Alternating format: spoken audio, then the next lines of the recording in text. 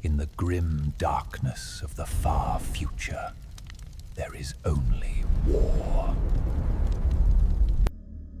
In the multiverse, there are beings who transcend mortal comprehension. Gods who reshape reality with a thought. Warriors who shatter planets with their fists, and ancient powers that have witnessed the birth and death of civilizations. But what happens when a being who is simultaneously all three finds himself cast into a universe where the rules of existence itself have fundamentally changed?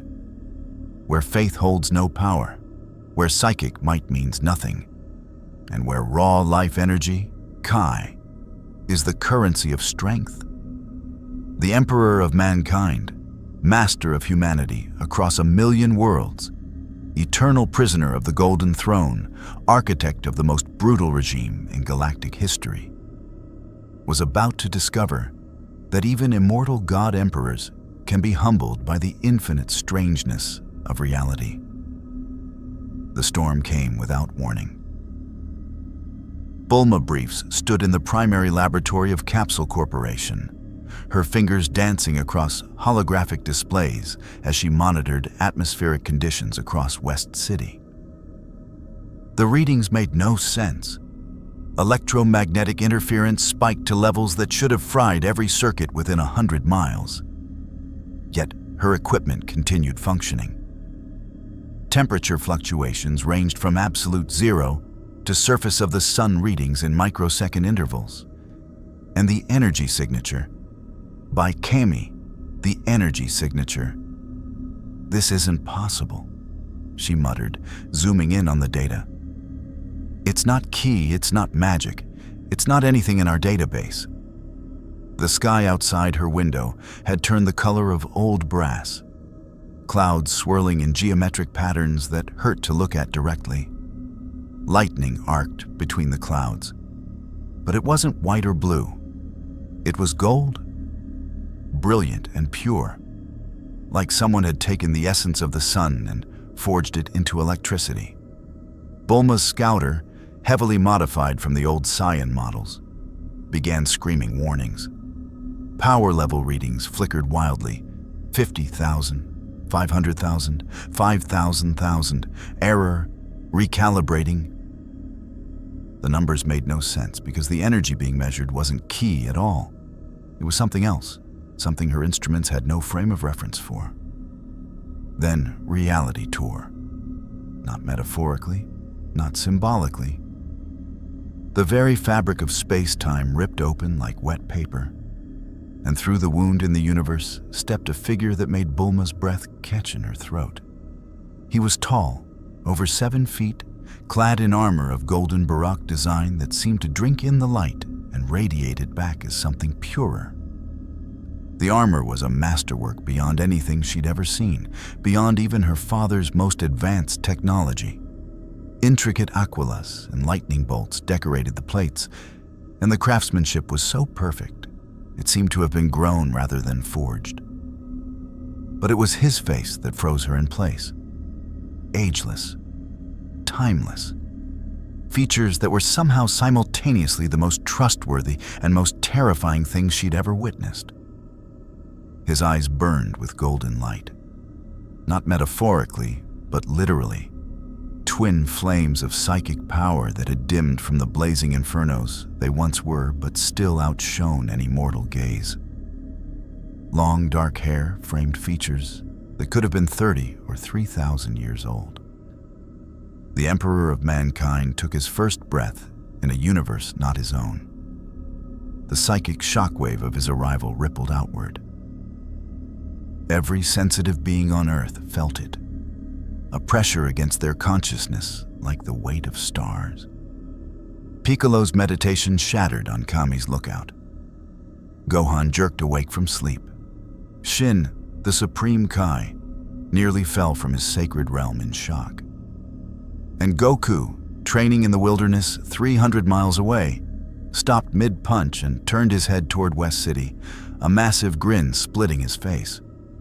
"Wow, did you feel that, Vegeta?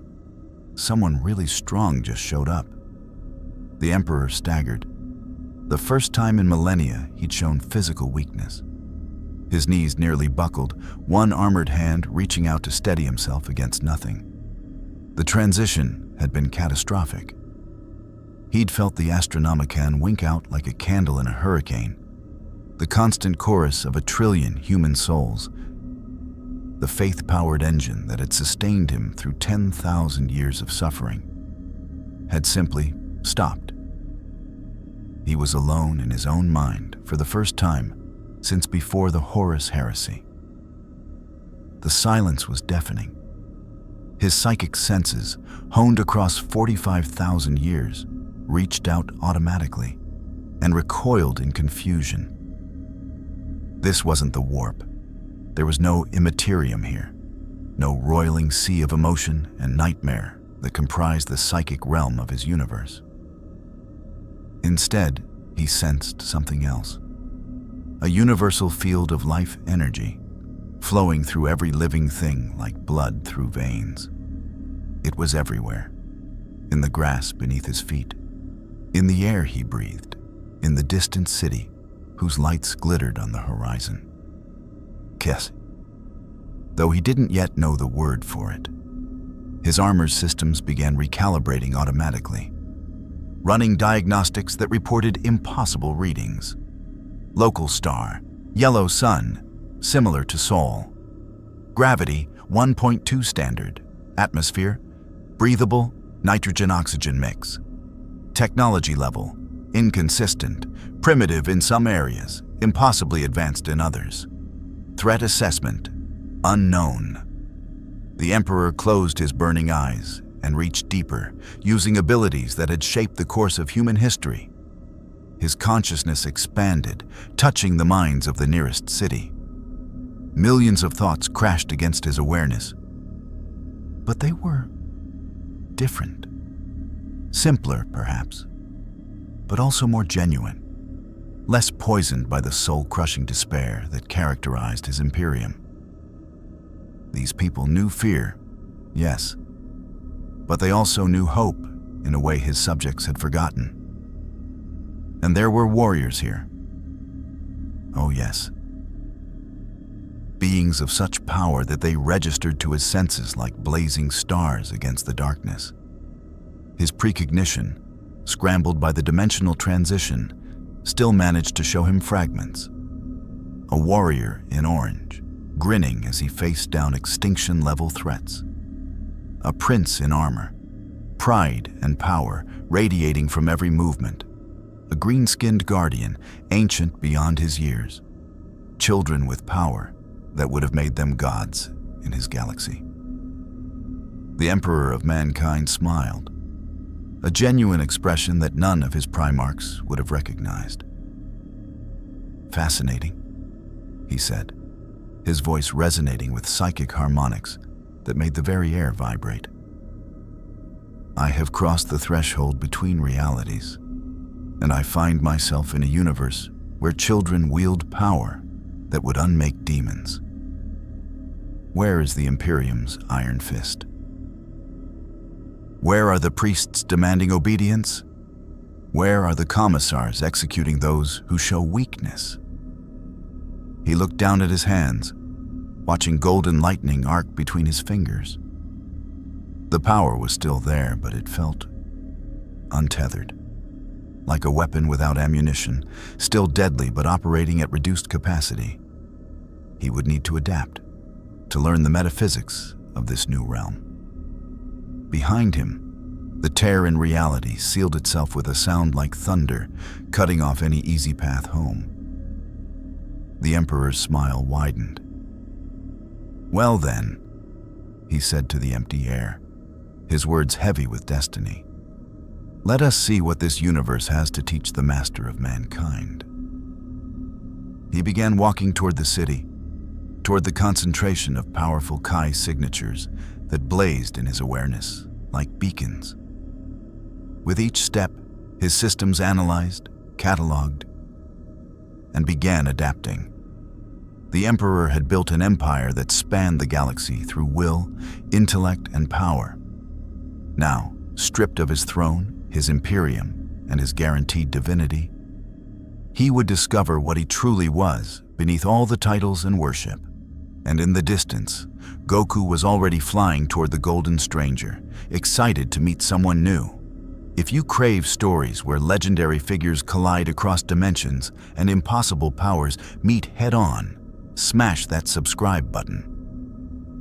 Because in this universe, even God Emperors can learn what it means to be human. Goku arrived first, of course. Instant transmission brought him from the wilderness training grounds to the outskirts of West City in a flicker of motion that bent space itself. He materialized 30 feet in front of the golden armored figure, hands on his hips, that characteristic grin plastered across his face. "Hey there, I'm Goku." He waved enthusiastically, seemingly oblivious to the fact that he was greeting a being whose presence made reality itself feel heavier. "Man, your energy is really weird. I've never felt anything like it before. Are you here to fight? Or maybe you're lost. Either way is fine with me." The Emperor stopped, studying the Saiyan with eyes that had witnessed the rise and fall of human civilization across 45 millennia. What he saw should have been impossible. The warrior before him wore orange and blue training clothes, his hair a wild black mane that defied gravity. Physically unimpressive by the standards of his primarchs, perhaps 6 feet tall, lean rather than massively muscled. But the energy radiating from him was staggering. Not psychic power, not warp-touched, but something cleaner, purer. Life force refined into a weapon through discipline and combat. More importantly, the Emperor's perception, honed to detect lies, manipulation, and hidden agendas across galactic distances, found nothing but genuine curiosity and friendliness. No calculation, no fear, no ulterior motive. It was so alien to his experience that for a moment, the master of mankind simply stared. "You're not afraid," the Emperor said, his voice carrying harmonics that made the statement both observation and question. "You sense my power, yet you approach with the enthusiasm of greeting an old friend, curious. Why would I be afraid?" Goku tilted his head, genuinely puzzled. "You don't feel evil or anything, just really, really strong. And different. What's your name?" Before the Emperor could respond, the air shimmered with heat distortion, and Vegeta materialized beside Goku, arms crossed and face set in its characteristic scowl. The Saiyan prince's arrival was less friendly. His eyes narrowed as he assessed the stranger, battle-honed instincts screaming warnings his pride refused to acknowledge. "Kakarot, you fool," Vegeta growled. "This isn't some tournament fighter looking for a friendly spar. Look at him properly." Vegeta's scouter, a newer model Bulma had built, struggled to analyze the Emperor's energy signature. The readings were chaotic. Massive power, certainly, but fluctuating wildly, as if the stranger's body was fighting against the universe's fundamental laws. And there was something else. Something that made Vegeta's Saiyan warrior instincts prickle with recognition. This being had commanded armies, had conquered worlds, had broken the proud and remade them in his image. Vegeta knew a conqueror when he saw one because he'd been raised by the greatest monster in the universe. And this golden armored warrior carried the same weight of absolute authority. "I am called many things," the Emperor said, addressing both of them. His eyes flickered between the two Saiyans, and his enhanced perception caught details that would have escaped lesser beings. The revelation, the anathema, the master of mankind. "But you may call me the Emperor." He paused, watching their reactions with interest. "I rule, or ruled, an imperium spanning 1,000,000 worlds, where humanity clawed its way to dominance through blood, faith, and fire. I am 45,000 years old, give or take a few centuries. And approximately 4 minutes ago, I was ripped from my throne by forces I am still analyzing and deposited in your universe like a child's toy thrown into a new playroom. Goku's eyes widened with excitement. 45,000 years? Wow, and you rule 1,000,000 worlds? That's amazing. You must have some incredible stories. Hey, do you want to get something to eat? I know this great place. Kakarot, shut up. Vegeta stepped forward, and for once his expression wasn't one of rivalry, but of wary respect. You say you ruled. Past tense. So what are you now? A refugee? An exile? A conqueror looking for new territories? The Emperor's lips quirked into something that might have been a smile. Perceptive. Tell me, Prince. Yes, I can read the royalty in your bearing and the burden of failure in your soul. What would you do if you suddenly found yourself in a realm where everything you built, everything you sacrificed for, was beyond your reach? Where your power remained, but your purpose had vanished. Vegeta's jaw clenched. The question cut deeper than he'd admit. He'd faced exactly that scenario when Frieza destroyed planet Vegeta, when he'd been reduced from prince to slave to eventually whatever he was now.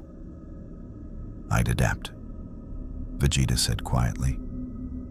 I'd find new purpose, and I'd make sure that when I struck back, the universe would remember why they should have feared the Saiyan prince.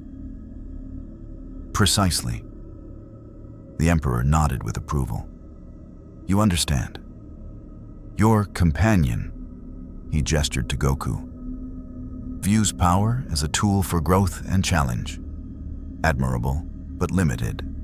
You view it as a birthright and a weapon. We may have more in common than you think, Prince Vegeta. Goku scratched his head, looking between them.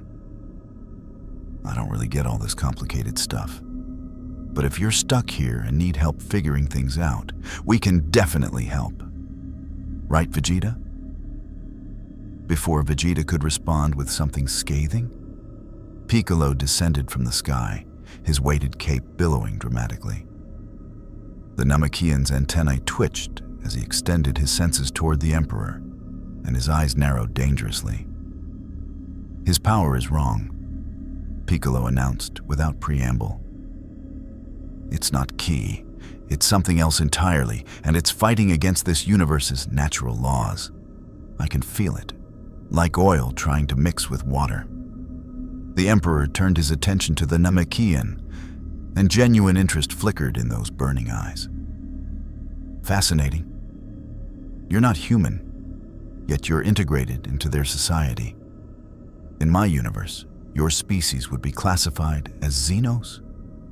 Alien life to be either conquered, quarantined, or exterminated? Yet here you stand, trusted enough to approach freely. Tell me, Green One, what is this Ki you mention? Piccolo didn't rise to the bait about Xenos classification, though his expression darkened. Ki is life energy. Every living thing has it. Warriors trained to control it, amplify it, and use it in combat. Your energy feels similar, but fundamentally different, like it's trying to impose its own rules on reality instead of working with the universe's natural flow. Ah. The Emperor's eyes blazed brighter for a moment as understanding dawned. I am psychically attuned to what my universe calls the warp, the immaterium, a realm of thought and emotion made manifest. Here, there is no warp. Your Ki is this universe's substitute, a more elegant system perhaps, certainly more stable. My powers are attempting to function using the wrong metaphysical framework. He held up one hand, and golden lightning crackled between his fingers. Not Ki, but raw psychic force given form. The energy felt cold despite its brilliance, sterile and controlled compared to the warm vitality of Ki. I can still access my abilities, the Emperor continued, but at reduced efficiency. like a machine designed for one type of fuel being forced to run on another. Fascinating. I haven't felt this limited in millennia. So, you're weaker here, Vegeta said, a predatory edge entering his voice. Good to know. The Emperor's smile was sharp as a knife. Weaker than I was, Prince, yes. But I could annihilate your planet with a thought even at reduced capacity. Do not mistake adaptation for vulnerability. The temperature dropped 10 degrees as psychic pressure radiated from the Emperor. It wasn't ki. Goku and Vegeta's bodies didn't register it as a direct threat, but their minds felt the weight of it. This was a being who had stared down gods and won, who had built an empire through sheer force of will and strategic brilliance that dwarfed anything they'd encountered. Then the pressure vanished, and the Emperor was simply standing there, looking curious rather than threatening. However, he continued mildly, I have no intention of destroying anything. I am a stranger in your universe, operating under unfamiliar physical laws, with no clear path home and no army at my back. Logically, making enemies of the local powers would be counterproductive. I would much rather observe, learn, and perhaps collaborate. Goku's grin returned full force. See, I told you he wasn't evil.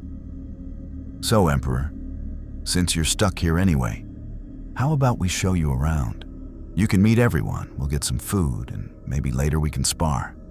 I really want to see what you can do. The Emperor studied Goku with renewed interest. The Saiyan's enthusiasm was infectious in a way that should have been irritating, but somehow wasn't. There was no guile there, no hidden agenda, just genuine excitement at the prospect of meeting someone new and testing his strength against a worthy opponent.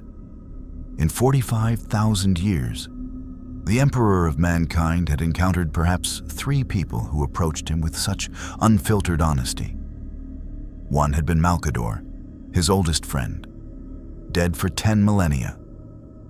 The second had been Sanguinius, the most noble of his Primarchs, murdered by his own brother. The third had been a simple farmer on Terra before Unity, whose name was lost to history but whose genuine kindness the Emperor had never forgotten.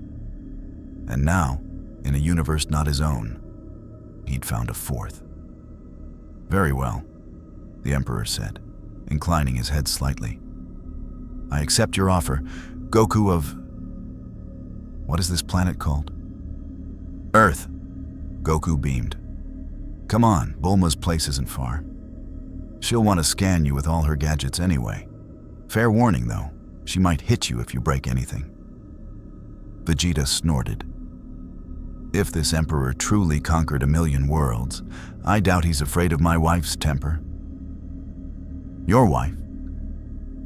The Emperor's eyebrows rose fractionally. The prince of a warrior race married to a... what? Scientist? Merchant? This universe grows more interesting by the moment. As they began moving toward Capsule Corporation, flying through the air with casual ease that made the Emperor adjust his own gravitational manipulation to match, he reflected on the bizarre situation. He'd expected to find his Imperium still burning, the Golden Throne failing, humanity drowning in endless war. Instead, he'd found a universe where Saiyans, a warrior race that would have made excellent recruitment stock for his space marines, lived peacefully alongside humans and aliens, where power was celebrated rather than feared, and where a simple warrior could approach a god emperor with a smile and an invitation to dinner. It was inefficient, illogical, vulnerable to 1,000 different threats. And yet, somehow, it worked. The Emperor of mankind smiled to himself as they flew toward the city, already analyzing, cataloging, and beginning to understand this strange new reality. He'd built an empire on lies and necessary evils. on the principle that humanity required an iron fist to survive the horrors of a cruel galaxy. Perhaps this universe would teach him whether he'd been right or catastrophically wrong. Capsule Corporation's main building gleamed in the afternoon sun, a monument to technological achievement that the Emperor found both impressive and troubling. The architecture was too open, too vulnerable. No void shields, no orbital defense platforms, no regiment of guards standing watch. Just glass and steel and confidence that seemed entirely unearned for a facility that his sensors detected housed technology that would have made the Mechanicus weep with envy. Bulma was waiting for them in the courtyard, arms crossed and one foot tapping impatiently. Her blue hair caught the light as she glared at Goku, then Vegeta, then finally settled her gaze on the Emperor with undisguised scientific curiosity, warring with apprehension. "So," she said, pointing an accusing finger at the golden-armored figure, "you're the one who nearly fried every piece of sensitive equipment in West City. Do you have any idea how many systems went haywire when you arrived? The electromagnetic interference alone was a byproduct of dimensional transition through a catastrophic warp rift." The Emperor interrupted smoothly, his tone shifting to something almost professorial. "I assure you, it was not intentional. The energies involved in crossing between realities are significant. That your technology survived at all speaks well of your engineering." Bulma blinked, thrown off balance by the direct technical response. "Warp rift? Dimensional transition? You mean you actually came from another universe?" "Indeed. A universe significantly less pleasant than this one, I am discovering." The Emperor stepped forward, and despite being surrounded by some of the most powerful warriors in existence, his presence seemed to dominate the space. "You are Bulma Briefs, creator of the Time Machine, inventor of numerous key detection devices, and wife to Prince Vegeta. Your intellect is formidable. I can sense the keen edge of your mind, even without deeper probing. In my universe, you would have been recruited by the Adeptus Mechanicus, or perhaps elevated to the position of Fabricator General." Bulma's eyes narrowed. "Have you been reading my mind?" "Only the surface thoughts, and only what radiates naturally. I am not in the habit of violating mental privacy without cause." The Emperor's expression softened fractionally. "Though I could, if necessary. In my reality, I am the most powerful psyker to ever exist. A being who can crush minds across star systems, rewrite memories, and project my consciousness through the immaterial realm my people call the Warp." Psyker? Gohan had arrived, descending from the sky with Videl close behind. The young half-Saiyan scholarly nature immediately latched onto the new terminology. "You mean psychic abilities? Telepathy, telekinesis, precognition?" The Emperor turned to regard Gohan with interest that sharpened when he sensed the young man's hybrid nature. "All of that and more. Psychic power in my universe is both gift and curse. A connection to the Warp that grants godlike abilities but risks possession by demonic entities that hunger for mortal souls. But here," he held up his hand, and golden lightning danced across his palm. "Here there is no warp, no chaos, no demons. Your universe operates on fundamentally different metaphysical principles." "Show us," Vegeta said abruptly, floating a few feet off the ground and crossing his arms. "You claim godlike power. Demonstrate it. I want to see what this Emperor can actually do when his powers are weakened." The Emperor's eyes flickered with something that might have been amusement.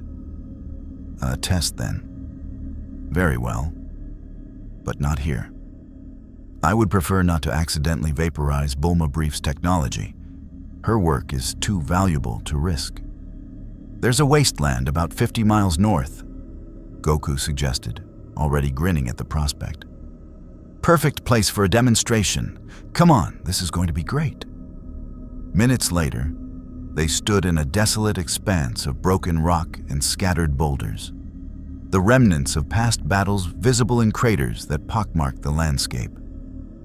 Goku, Vegeta, Gohan, and Piccolo had spread out in a loose semicircle, while Bulma observed from a safe distance, her portable scanner already recording data. The Emperor stood at the center, removing his ornate gauntlets and setting them aside with deliberate care. Beneath the armor, his hands were surprisingly human, calloused, weathered, the hands of a warrior and craftsman both. In my universe, he began, his voice carrying easily across the wasteland. I once faced a threat called the Beast, an orc warlord of such power that it threatened to drown Terra itself in green-skinned savagery. I was younger then, more vital, not yet bound to the Golden Throne. I killed it with a gesture. He raised one hand toward a distant mountain, easily 3 miles away. This will be considerably less elegant. Golden light erupted from his palm. Not ki, but something else entirely. Pure psychic force given form, a beam of power that screamed through the air like a miniature sun. The mountain didn't explode, it didn't shatter, it simply ceased. Matter at the molecular level torn apart and scattered to atoms. A perfectly circular hole carved through 1 billion tons of stone, as if it had never existed. The energy beam continued for 3 full seconds before the Emperor closed his fist and cut off the power. Silence fell across the wasteland. That, Piccolo said slowly, wasn't ki. No, the Emperor agreed. That was psychic force. The power of my mind made manifest through the lens of reality. In my prime, connected to the faith of trillions and unfettered by dimensional displacement, I could have atomized this entire continent. Here, working against the metaphysical grain of your universe, I managed approximately 5% of my full capacity. Vegeta's jaw clenched. 5%. You're saying that at full power you could destroy your planet with a thought, rewrite the memories of every living being on its surface, project my consciousness across your galaxy, transmute matter at will, perceive the future, the past, and potential timelines that never came to be. The Emperor's expression remained neutral. I am not boasting, Prince. I am stating facts. In my universe, I am the apex of human evolution, a perpetual being who cannot permanently die, who has witnessed the entire span of recorded history because I was there for most of it. Goku's eyes were shining with excitement rather than fear. That's incredible. But if you're that strong, why do you seem so interested in our ki? You've got your own power, right? Because your power is more efficient, the Emperor said bluntly. He held up both hands. In his left, golden psychic lightning crackled. In his right, he concentrated, and after a moment of visible effort, a small sphere of ki formed, flickering and unstable but unmistakably present. Psychic power in my universe is like using a torch to illuminate a room.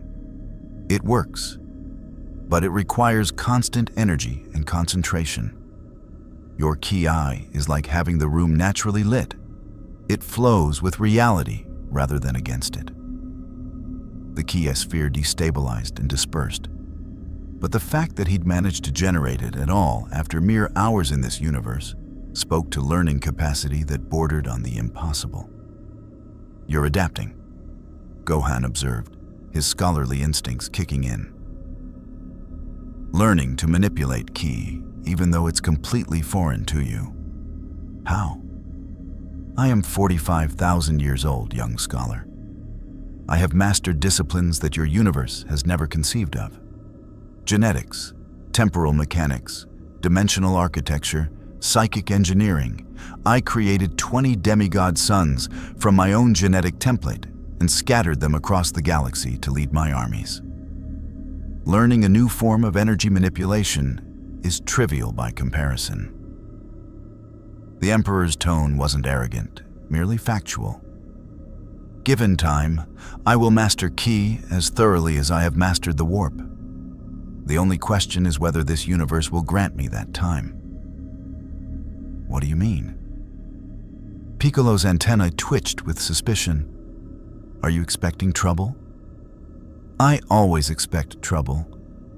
In my experience, the universe does not permit beings of significant power to exist peacefully for long. The Emperor turned to face them fully, and for the first time, they saw something other than confidence in his expression.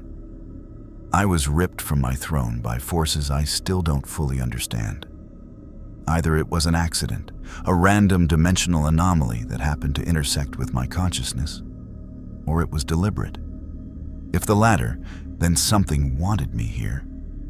And in my 45 millennia of existence, I have learned that when cosmic entities want something, mortals suffer. As if summoned by his words, the sky suddenly darkened. Not gradually, but instantly, as if someone had thrown a switch. The temperature plummeted, and a familiar malevolent presence made every warrior present tense. Well, Vegeta snarled, power flaring around him as his hair flickered between black and gold. Looks like you were right about trouble finding you. A figure materialized in the sky above them, purple skin gleaming, tail swishing with reptilian grace. But this wasn't Frieza, not quite. The energy signature was wrong, twisted, as if someone had taken the tyrant's essence and corrupted it further. How interesting, the figure said, voice dripping with dark amusement. The mortals have found themselves a new toy, a being who doesn't belong, whose very presence creates opportunities. The Emperor's eyes narrowed as his senses analyzed the threat. This creature registered as powerful, certainly. Millions of units of Kai, combat experience measured in decades of slaughter. And a sadistic streak that would have made certain Chaos Space Marines seem merciful by comparison. But more concerning was the dimensional instability surrounding the figure. Someone or something had enhanced this being beyond its natural limits. Frieza's signature, Vegeta growled. But wrong, corrupted. What are you? I am what your precious Frieza could have become if he'd accepted gifts from beyond the veil. The corrupted tyrant's eyes fixed on the Emperor. And you, Golden One, you reek of dimensional displacement. You're the beacon that called to us, the tear in reality that we've been waiting for. The Emperor's expression went cold, his burning eyes blazing with recognition and fury. Chaos, even here, even in a universe without the warp, the ruinous powers find ways to corrupt and destroy. Tell me, puppet, which of the four sent you? Tzeentch? This reeks of the architect of fate's manipulation. The corrupted Frieza laughed, power building around him until the air itself began to crack. We don't serve your gods, Ancient One. But they showed us the way here, showed us the possibilities. A universe rich with power and innocent of proper corruption. We're going to remake it in our image, starting with claiming the energy of the one who doesn't belong. Goku dropped into a fighting stance, Ki flaring brilliant gold as he transformed into Super Saiyan. Sorry, but we don't let anyone remake our universe. Right, guys? Vegeta, Gohan, and Piccolo all powered up in response, their combined energy creating a light show that would have been visible from space. 4 of Earth's mightiest warriors, ready to face this new threat. But the Emperor held up one hand, his expression thoughtful. "Wait," he commanded, and something in his voice made even Goku pause. This creature is a test, a probe sent to measure my capabilities and your responses. Destroying it solves nothing. We need to understand what force is operating here, how they found me, and what their ultimate objective is. You want to interrogate it? Piccolo asked, eyebrow ridge raised. No. The Emperor's smile was sharp and cold as a knife. I want to demonstrate to you exactly what the master of mankind can do when he stops being polite. Golden light exploded around the Emperor, psychic force so intense that it momentarily outshone the sun. His eyes blazed like twin stars, and his voice, when he spoke, carried harmonics that seemed to emanate from everywhere and nowhere at once. Come then, puppet of chaos. Come and learn why demons fear my name. Come and discover that even diminished, even displaced, even fighting against the metaphysical current of reality itself.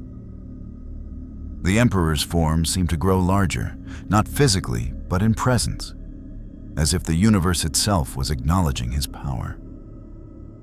I am still the anathema.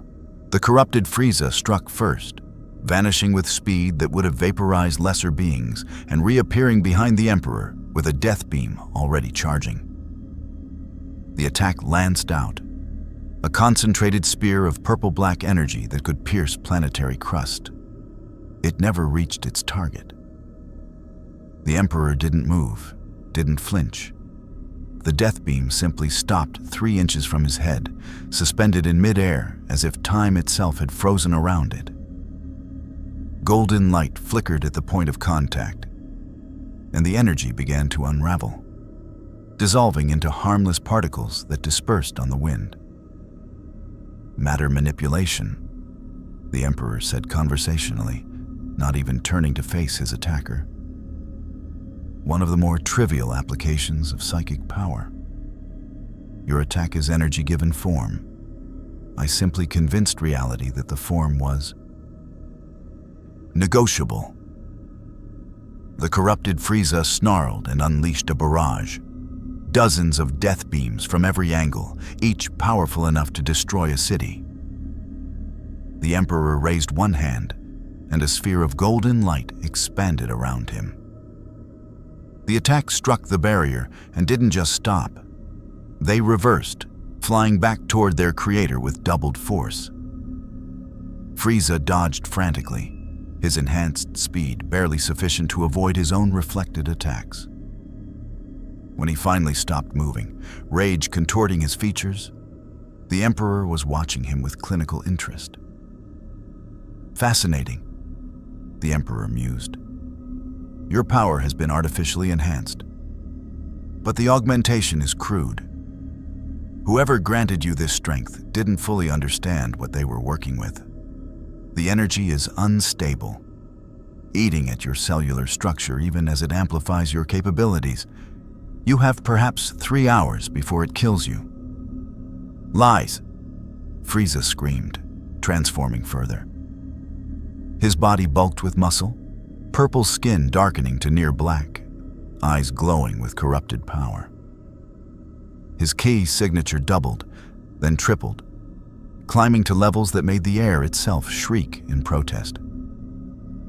I am perfection incarnated. I am the nightmare that will devour this pathetic universe. He charged again, and this time Goku moved to intercept. The two clashed in midair with an impact that created a sonic boom heard for miles. Goku's Super Saiyan power matched the corrupted tyrant blow for blow, golden light and purple darkness painting the sky in violent contrasts. But the Emperor wasn't watching the fight. His eyes were closed, consciousness expanding outward in ways that had nothing to do with Kai. He was searching, probing, following the dimensional thread that connected this puppet to its masters. His mind brushed against something vast and hungry. Not chaos, not exactly, but similar enough to make ancient instincts scream warnings. There you are, he whispered. His eyes snapped open, blazing with golden fury. With a gesture, he reached through dimensions themselves, psychic power punching through the barrier between realities like a fist through wet paper. On some distant plane, something screamed, a sound that existed only in the mind, but made everyone present clutch their heads in pain. The corrupted Frieza suddenly staggered mid-fight, his enhancement flickering like a dying light.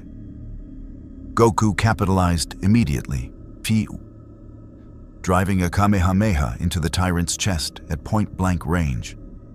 The beam of blue-white ki burned through corrupted flesh and sent Frieza cratering into the earth miles below. "What did you do?" Vegeta demanded, shaking off the psychic feedback. That feeling, like something was ripped away. "I severed the connection." The Emperor lowered his hand, though his eyes still burned with intensity. This creature was tethered to entities operating from another dimensional layer, not my universe's warp, but something analogous. They were using him as an anchor point to observe and potentially invade. I removed their anchor. Piccolo's expression was grim. "You reached through dimensions and attacked something we couldn't even perceive. That's the kind of power you're working with?"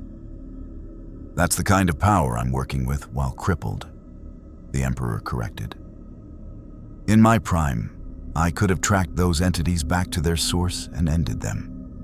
Here, I can barely touch them. But it was sufficient to sever their hold on this puppet." Below, the corrupted Frieza crawled from his crater, the dark enhancement bleeding away to reveal the tyrant's true form. Broken, diminished, gasping for breath. Whatever power had elevated him was gone, leaving only a pale shadow of the feared Emperor of Universe 7. Goku floated down, powering out of Super Saiyan and extending a hand. "Hey, you okay? That energy was hurting you, wasn't it? I could feel it eating at you during the fight." Frieza stared at the offered hand, with incomprehension, then hatred. Then something that might have been shame. "Kill me," he rasped. "I will not accept pity from a Saiyan monkey." "I'm not offering pity," Goku said simply. "I'm offering a choice. You can die here, or you can live, and maybe figure out why you keep choosing to be evil. Your call." The Emperor descended to join them, and Frieza's eyes widened with genuine terror when the golden armored figure came into view. Whatever he'd sensed in the Emperor's power had shaken him far more than Goku's strength ever had. "Wise fear?" the Emperor observed. "You feel the anathema effect, the psychic signature that makes demons and corrupted beings recoil instinctively. In my universe, I am the nemesis of chaos itself, the one being that all dark gods fear. Even here, even with our metaphysical incompatibility, that fundamental truth remains." He knelt beside the fallen tyrant, and his voice dropped to something almost gentle. "You were used, Frieza. Cosmic entities saw your ambition, your hunger for power, and they exploited it. They cared nothing for you. You were merely a tool to establish a foothold in this universe. Now that tool is broken, and you are free of their influence." "Free?" Frieza laughed bitterly, blood staining his teeth. "I am nothing. Defeated by Saiyans, corrupted by powers I didn't understand, and now pitied by a golden armored madman. Kill me and be done with it." The Emperor studied him for a long moment, those burning eyes seeing far more than just the broken body before him. He saw pride, ambition, intelligence, and capacity for leadership, all twisted and corrupted by a hunger for power that could never be satisfied. He'd seen this before, in his Primarch sons, in ambitious planetary governors, in himself, if he was being honest. "No," the Emperor said finally, standing. "You will live. Not out of mercy, but because I am curious to see what becomes of you now that the easy path to power has been stripped away. In my universe, I've witnessed countless beings at this crossroads. Some rebuilt themselves into something worthy. Others drowned in bitterness. You interest me, tyrant. Try not to disappoint. He turned away, dismissing Frieza as thoroughly as if the fallen emperor had ceased to exist. Goku helped the tyrant to his feet, supporting him despite Vegeta's disgusted snort. Kakarot, you're too soft, Vegeta growled. That creature has killed billions. One moment of weakness doesn't erase that. No, Goku agreed cheerfully. But everyone deserves a chance to change. Even Vegeta got one, right? Vegeta's protest died in his throat, old memories flickering across his face. The Emperor watched the exchange with interest, filing away data about the relationships between these warriors. The prince had been a villain once, apparently, and was now trusted completely. The dynamic was inefficient from a tactical standpoint, but demonstrated a flexibility his Imperium had never possessed. Emperor? Gohan called out, landing nearby with his scholarly curiosity written across his face. What you said about severing the connection, you reached through dimensions. Does that mean you could find your way home? The Emperor's expression flickered with something that might have been longing before his iron control reasserted itself. Theoretically, yes. But the amount of power required would be staggering. I would need to accumulate energy far beyond what I currently possess, master this universe's key to augment my psychic abilities, and locate the precise dimensional coordinates of my origin point. It would take years, possibly decades, and even then, the transition might kill me. But you could do it, Piccolo pressed. Eventually. Eventually, the Emperor acknowledged. But that raises an interesting question. Do I want to? The silence that followed was profound. Goku tilted his head, confused. Vegeta's eyes narrowed in understanding. Piccolo's expression revealed nothing, but his antennae twitched with calculation. Explain, Vegeta commanded, his voice carefully neutral. The Emperor looked up at the sky, at the clean blue expanse so different from the smoke-choked skies of Holy Terra. In my universe, I am chained to the Golden Throne, a life support system that requires the daily sacrifice of 1,000 psychically gifted humans just to keep me alive. I have sat there for 10,000 years, unable to move, unable to die, watching my Imperium slowly rot from within while pretending to be a god to the masses who worship me. He lowered his gaze back to them. Here, I am free. Diminished, yes. Displaced, certainly. But free in a way I haven't been since before the Horus Heresy. Free to move, to act, to choose my own path rather than being locked in endless psychic warfare with chaos entities trying to devour my species. So you're saying you might not want to go back, Gohan said slowly. Even though your empire needs you? My empire has functioned without my direct intervention for 10 millennia. The Adeptus Terra runs the bureaucracy. The Ecclesiarchy handles the faith. The Space Marine chapters wage the wars. The Inquisition hunts the heretics. I am a symbol, a beacon, a psychic lighthouse. But I am not necessary for day-to-day operations. The Emperor's voice held layers of bitterness accumulated over eons. I created an Imperium that could function without me because I knew my time was limited. I never imagined I would be proven so thoroughly correct. Bulma's voice crackled over Vegeta's communicator. Hate to interrupt the philosophical discussion, but my sensors just detected 3 more dimensional anomalies forming. Whatever brought your Emperor here might be opening more doors. The Emperor's head snapped up, eyes blazing. Coordinates? One in North City, one over the ocean, one in the southern islands. They're smaller than your arrival signature, but growing. Emperor, if more things are coming through, are they going to be friendly or hostile? The master of mankind's expression went cold with certainty born of 45,000 years of warfare.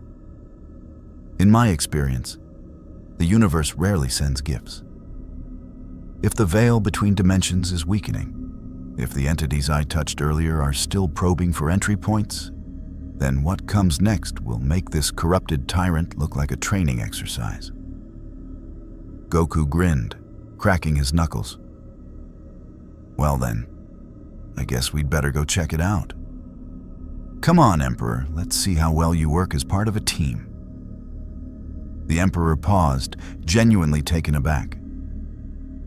You want me to accompany you? You've known me for less than a day. I've demonstrated power that could annihilate this planet. And your response is to invite me to join your response team? Well, yeah, Goku said, as if it were the most obvious thing in the world. You're strong, you know about dimensional stuff, and you seem like you're trying to help. That's good enough for me.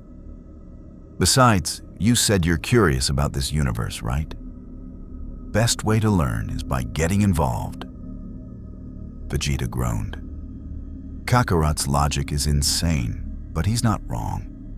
You have knowledge we lack, and frankly, if something is breaching dimensions because of your arrival, you're best positioned to understand and counter it.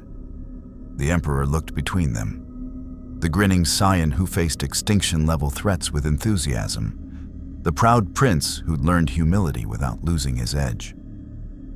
The scholarly hybrid studying everything with keen intelligence, the Namekian warrior weighing every variable with tactical precision.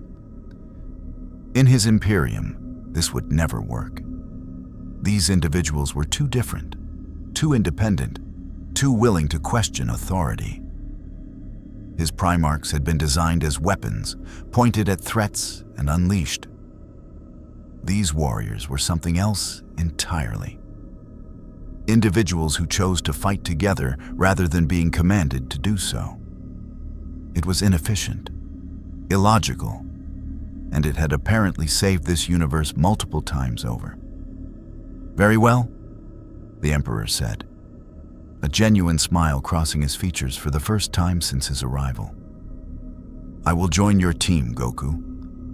Let us investigate these anomalies and see what fresh horrors the multiverse has decided to inflict upon us. Perhaps I will learn something about leadership that 10,000 years on a golden throne failed to teach me.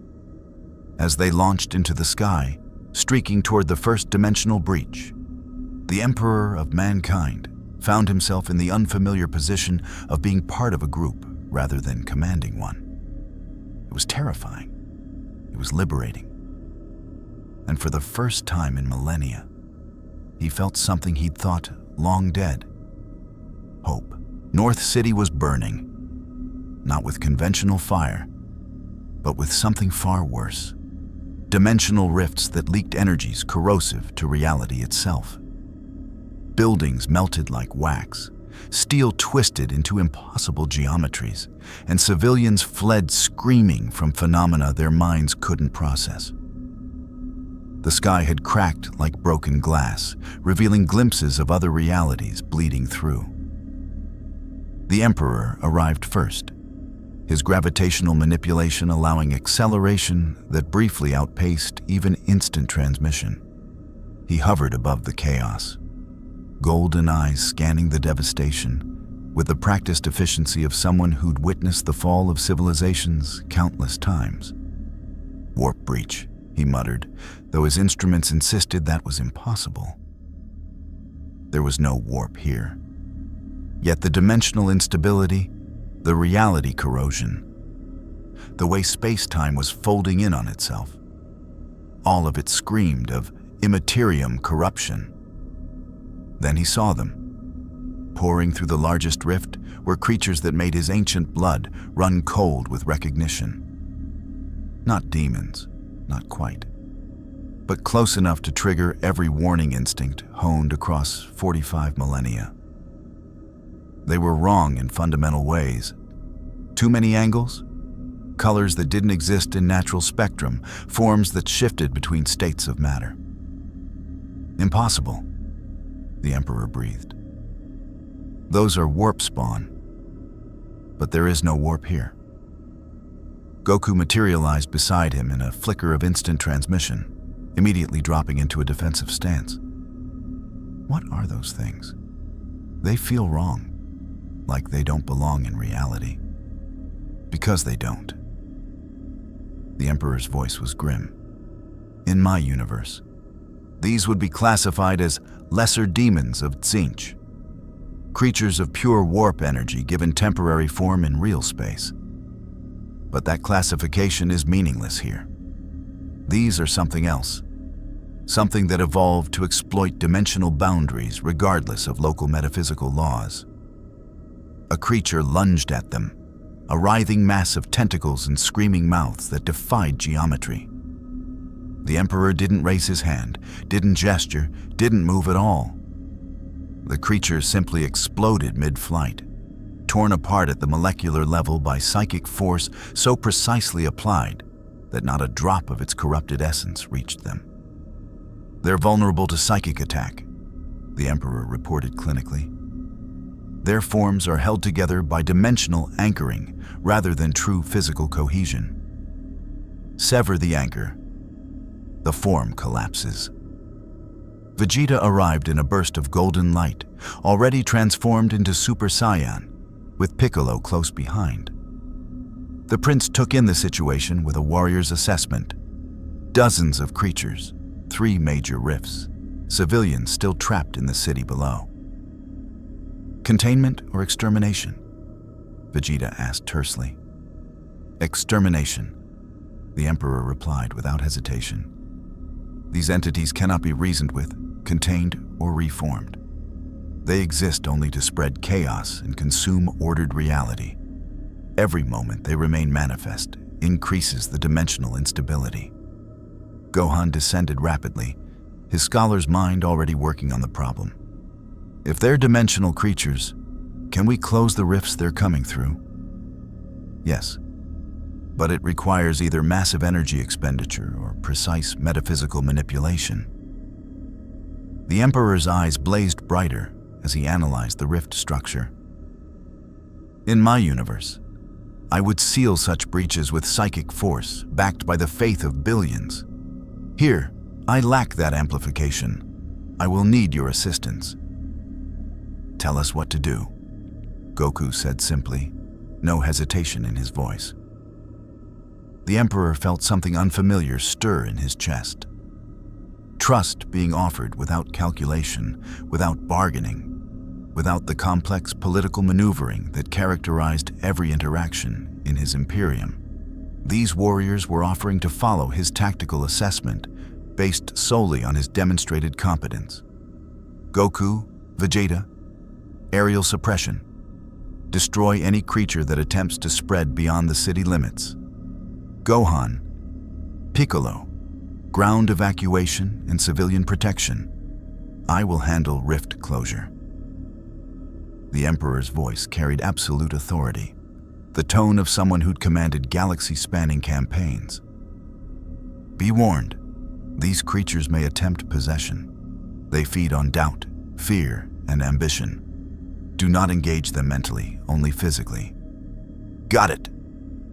Goku shot off like a golden comet, ki blazing as he crashed into a cluster of dimensional horrors. His fists moved faster than thought, each impact accompanied by explosions of cleansing energy.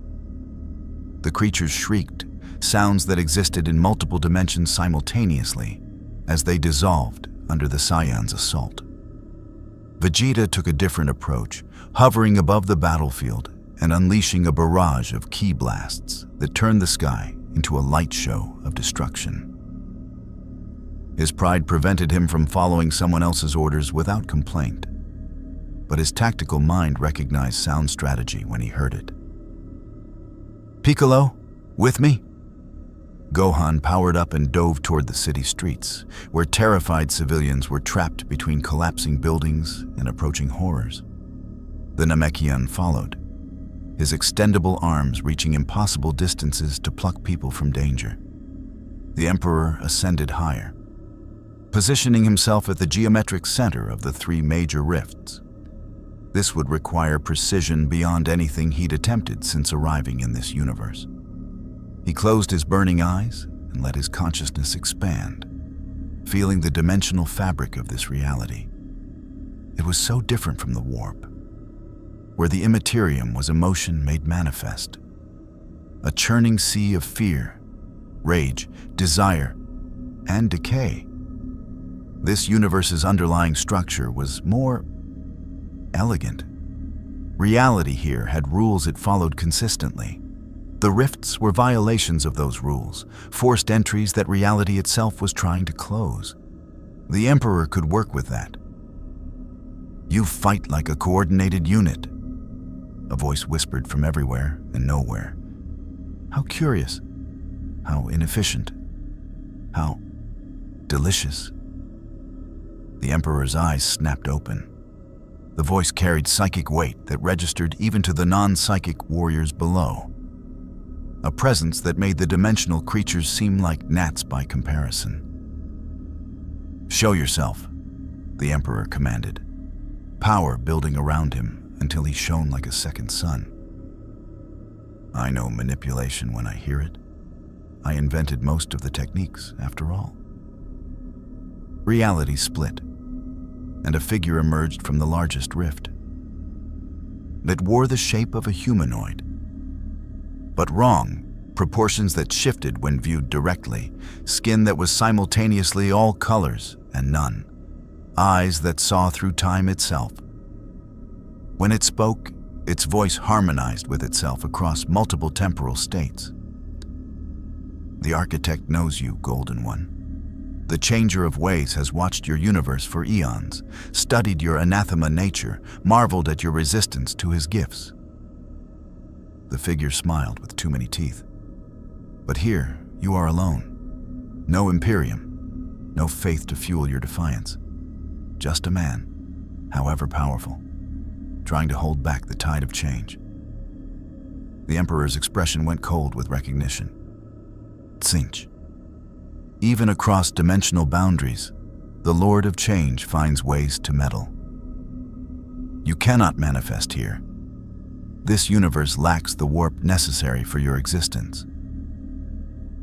This is merely a projection, powered by the rifts themselves. Merely? The Tsinchian avatar laughed, and reality shuddered.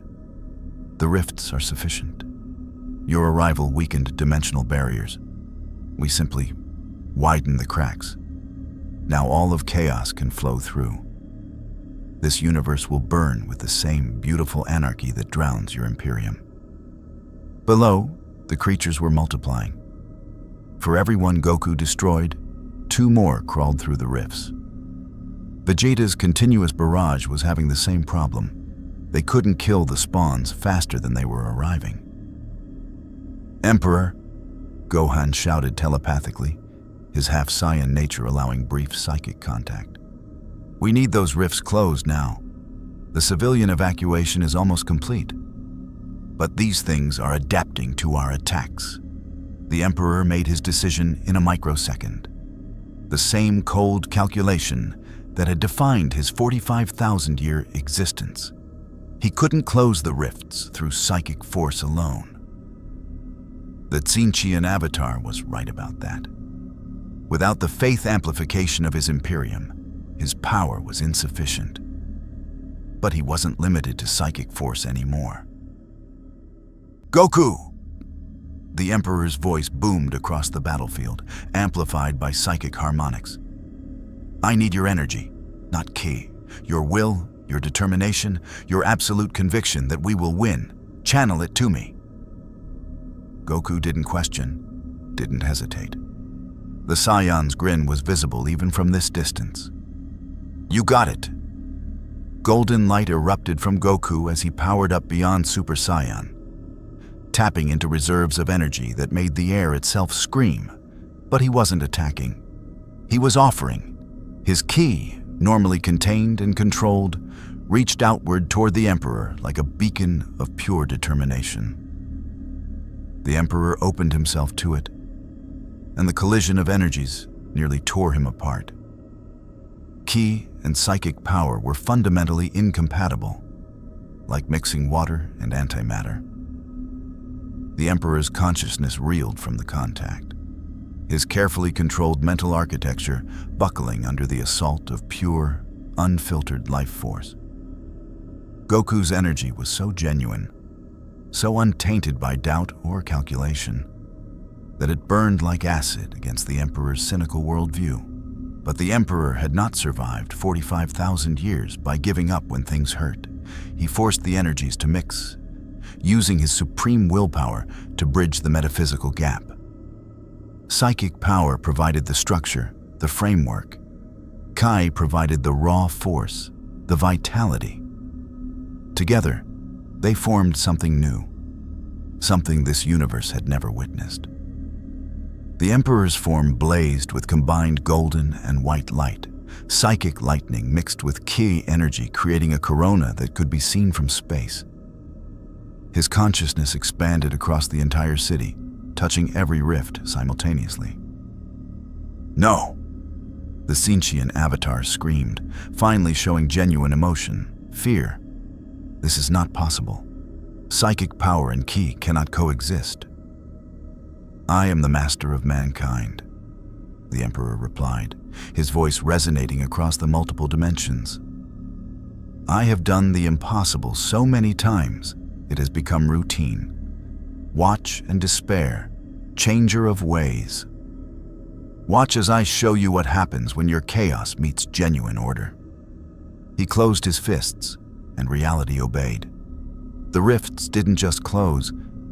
They sealed themselves at the dimensional level, cauterized by combined psychic ki energy that convinced the universe itself to reject foreign intrusion. The dimensional creatures shrieked as their anchor points vanished, their forms dissolving back into whatever hell had spawned them. The Saiyan avatar flickered, its projection losing cohesion. "This changes nothing," it whispered as it faded. "The barriers are weak. More will come. Chaos is patient." Then it was gone, and the rifts were sealed. The Emperor descended slowly, the combined energy matrix dissipating as Goku's power returned to its source. He landed in the center of the devastated city, armor scorched, breathing heavily, the first time since his arrival that he'd shown genuine physical exhaustion. Goku appeared beside him, also panting, but grinning. "Whoa, that was incredible. I've never felt anything like it. Your power and mine working together. It was like oil and water being forced to mix through sheer stubbornness," the Emperor finished, allowing himself a small smile. "Your energy nearly killed me, Saiyan. It's too pure, too genuine. My psychic abilities are built on control and calculation. Your ki is the opposite, raw emotion refined into power. They should never have been compatible." "But they were," Vegeta said, landing nearby and powering down. His expression was thoughtful rather than hostile. "You found a way to bridge the gap. In what, 3 minutes?" 3 minutes, 17 seconds, the Emperor corrected automatically. "And it nearly destroyed my consciousness in the process. I will need time to recover before attempting that technique again." Piccolo descended with Gohan, both looking worse for wear but uninjured. The Namekian's eyes were sharp with analysis. "That avatar? It said your arrival weakened dimensional barriers. Are you a liability, Emperor? Will your presence attract more threats like this?" The question was blunt, bordering on hostile, but the Emperor appreciated the directness. It was a fair tactical concern. "Yes," he admitted, seeing no point in lies. "I am a dimensional anomaly, a being from another reality who should not exist here. My presence creates metaphysical stress on this universe's structure, until I either fully adapt or find a way to stabilize my existence. I will continue to attract attention from entities that hunt across dimensions. So we're stuck playing defense? Vegeta growled. Wonderful. Unless, Gohan interjected, his scholarly mind working through possibilities, we figure out how to stabilize his presence. If the Emperor could fully integrate with our universe's metaphysical framework, he'd stop being an anomaly. He'd just be here. The Emperor looked at the young half-Saiyan with renewed interest. You understand the principle correctly. If I could fully adapt to ki-based existence, abandoning or sufficiently integrating my psychic nature with this universe's energy system, I would cease to create dimensional stress. But that process would effectively mean giving up everything that makes me what I am. Would that be so bad? Goku asked, his tone curious rather than judgmental. I mean, you said yourself you're free here. Maybe becoming part of this universe instead of fighting against it would be good. The Emperor opened his mouth to respond, then closed it again. In 45,000 years, no one had ever asked him if giving up his power would be acceptable. In his universe, power was survival. Weakness was death.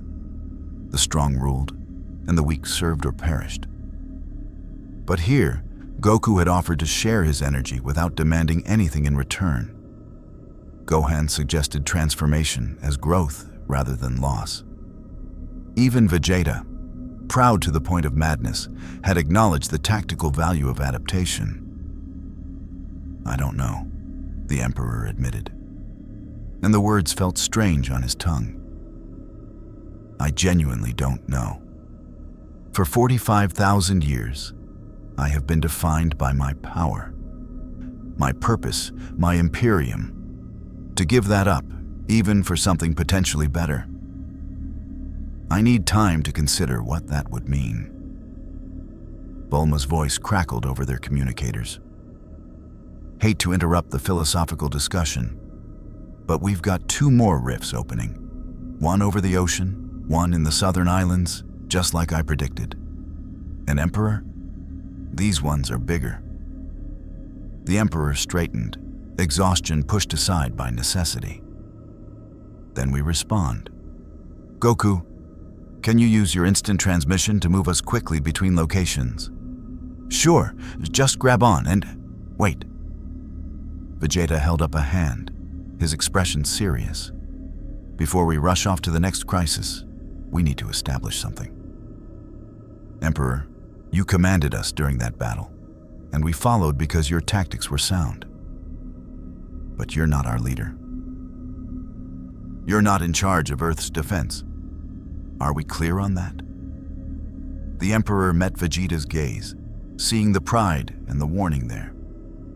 The prince had bent his knee once to tyranny and would not do so again. It was a reasonable boundary, and honestly, the Emperor respected it.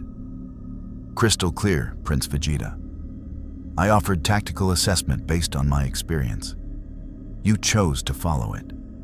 That is cooperation, not command. I have no desire to rule your world. I am still trying to understand it.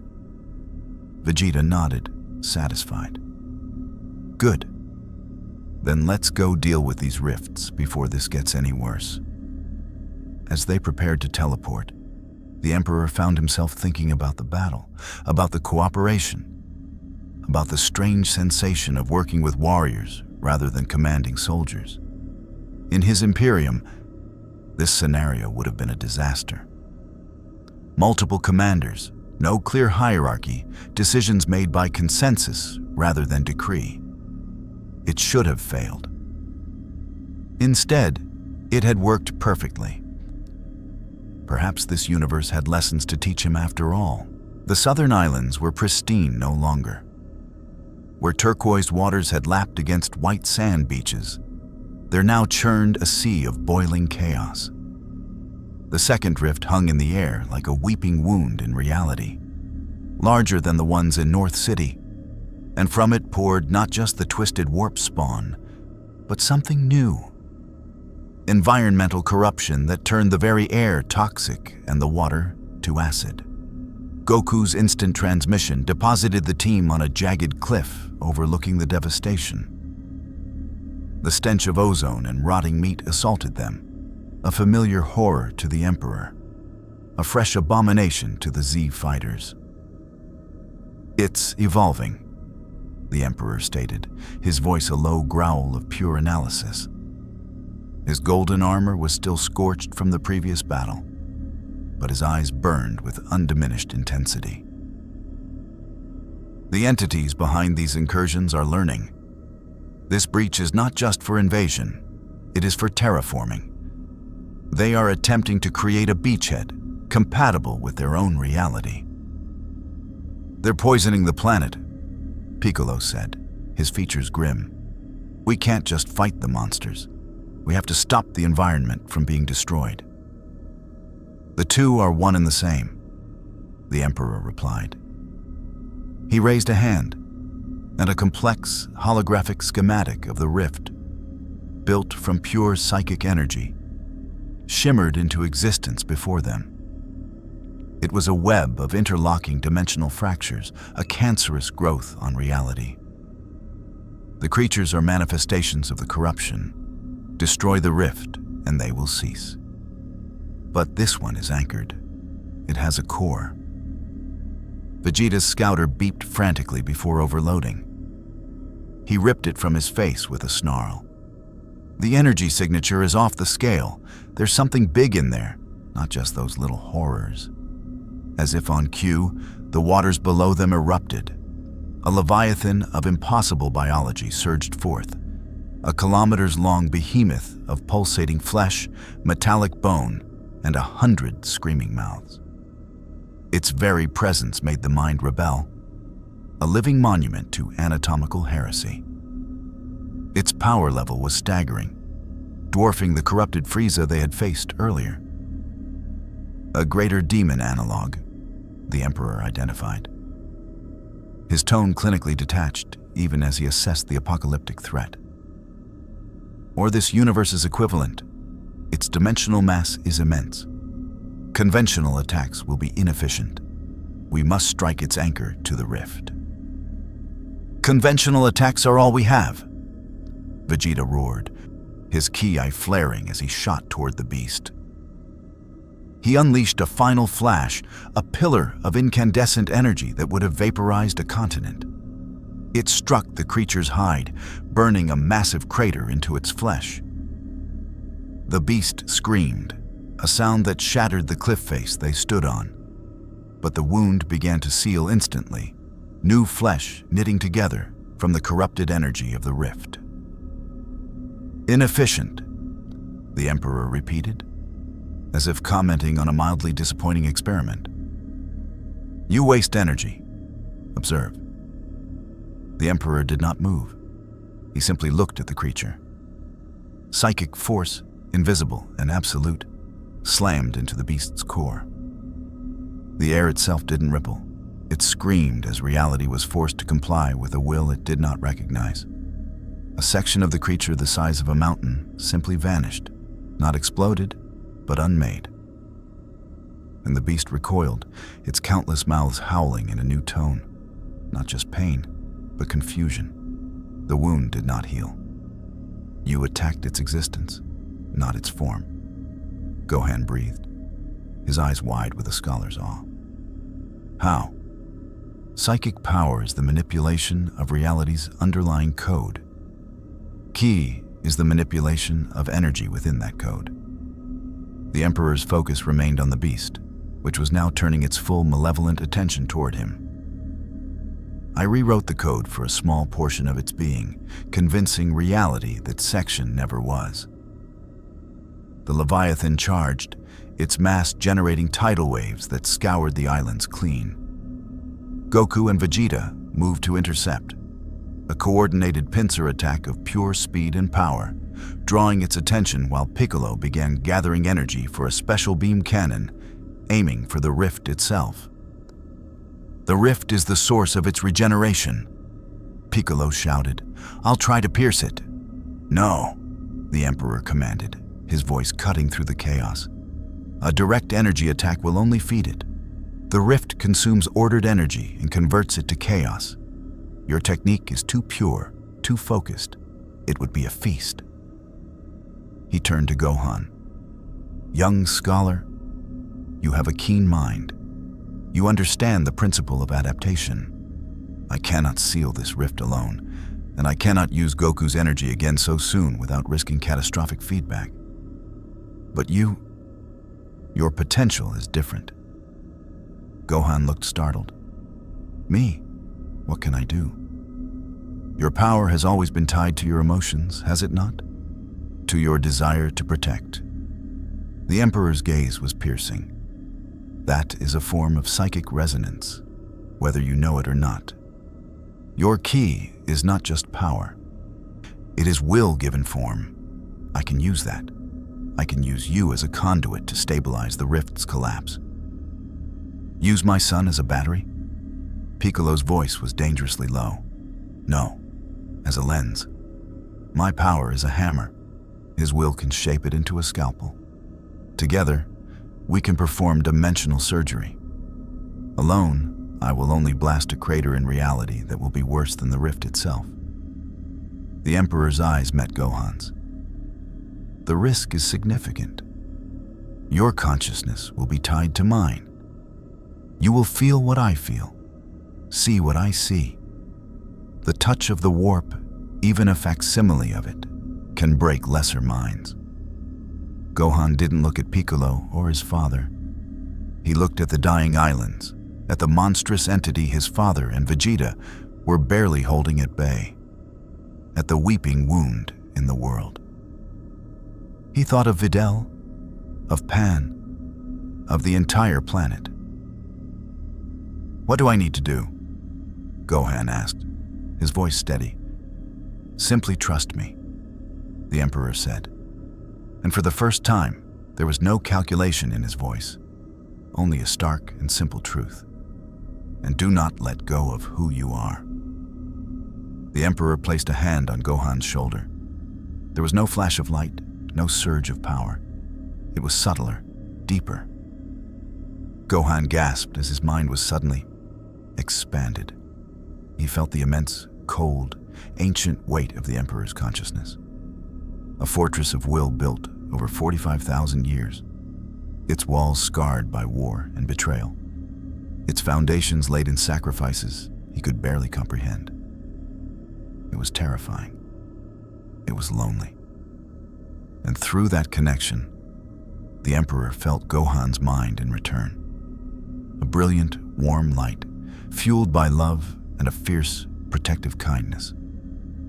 It was so bright it was painful.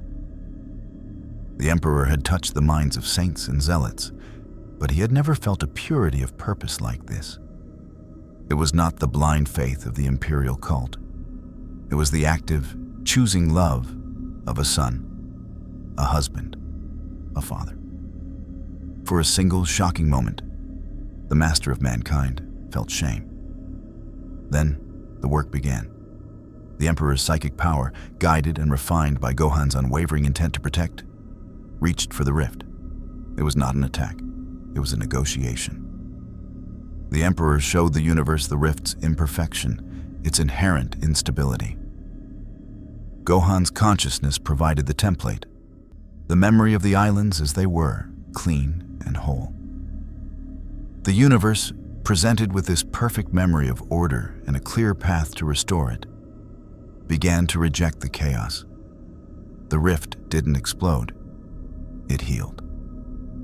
The edges stitched themselves together like a closing wound, the violent colors softening, the grotesque geometry smoothing back into the familiar curves of reality. As it closed, the Leviathan's connection to its power source was severed.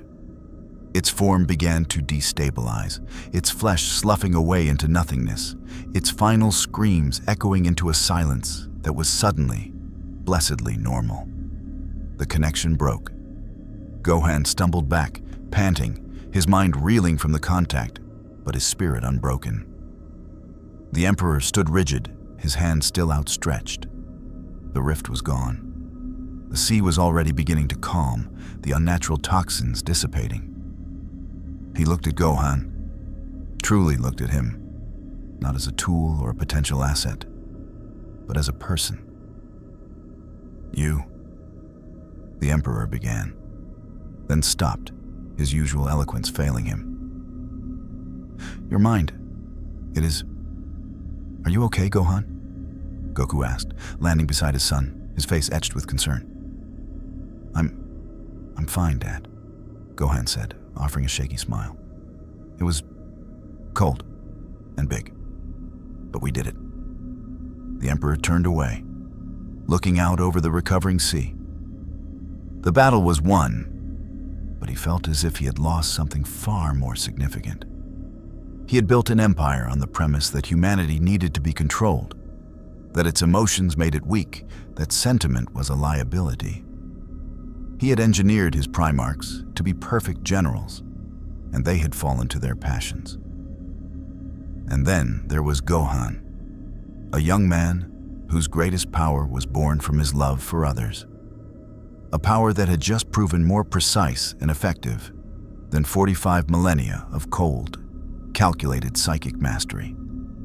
Piccolo landed silently beside him. "You took a risk with my student." "I did," the Emperor acknowledged, not turning. "It was necessary. He trusts too easily.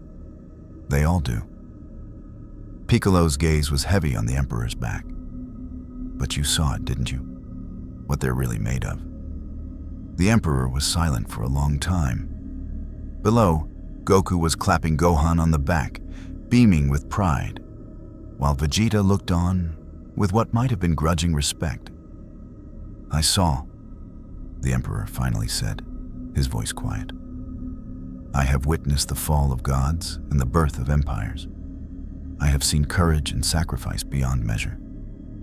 But I have never seen that. Not like that." He turned, his burning eyes meeting Piccolo's. "They are not weak," the Emperor stated, as if admitting a fundamental truth he had fought against for millennia. "Their way is not inefficient. It is different. And it may be stronger than anything I ever built." The admission hung in the salt-tinged air, more revolutionary than any psychic blast, more world-shattering than the closing of a dimensional rift. The Emperor of mankind had begun to learn, and the lesson was shaking the very foundations of who he was. The silence in the hyperbolic time chamber was absolute, a stark contrast to the psychic and physical cacophony of the battles outside. The sterile white expanse, stretching into impossible infinity, was the only place the Emperor could find the necessary isolation. He sat in a perfect lotus position, his golden armor seeming almost garish against the blank canvas of the dimension. Before him, floating in the air, was a single, perfect sphere of Kai. It was small, no larger than a marble, but it represented a revolution. For 7 days, subjective time within the chamber, he had meditated. He had not slept, nor eaten, nor moved. He had turned his perception inward, deconstructing the memory of his fusion with Goku's energy and his use of Gohan as a lens. He had analyzed the fundamental building blocks of Kai with the same ruthless scrutiny he had once applied to the secrets of the warp. The sphere of Ki was his answer. It was not the flickering, unstable imitation he had managed before. This was perfect, stable, a construct of pure life energy that hummed with controlled power, its creation requiring zero psychic force. He had not imposed his will upon reality to create it. He had invited the energy, persuaded it, and it had complied. The door to the chamber hissed open, breaking the absolute quiet. Vegeta stepped through, his arms crossed, his expression unreadable. Kakarot sent me. He's worried you're brooding. I told him you were probably just learning to stop fighting the universe for 5 minutes.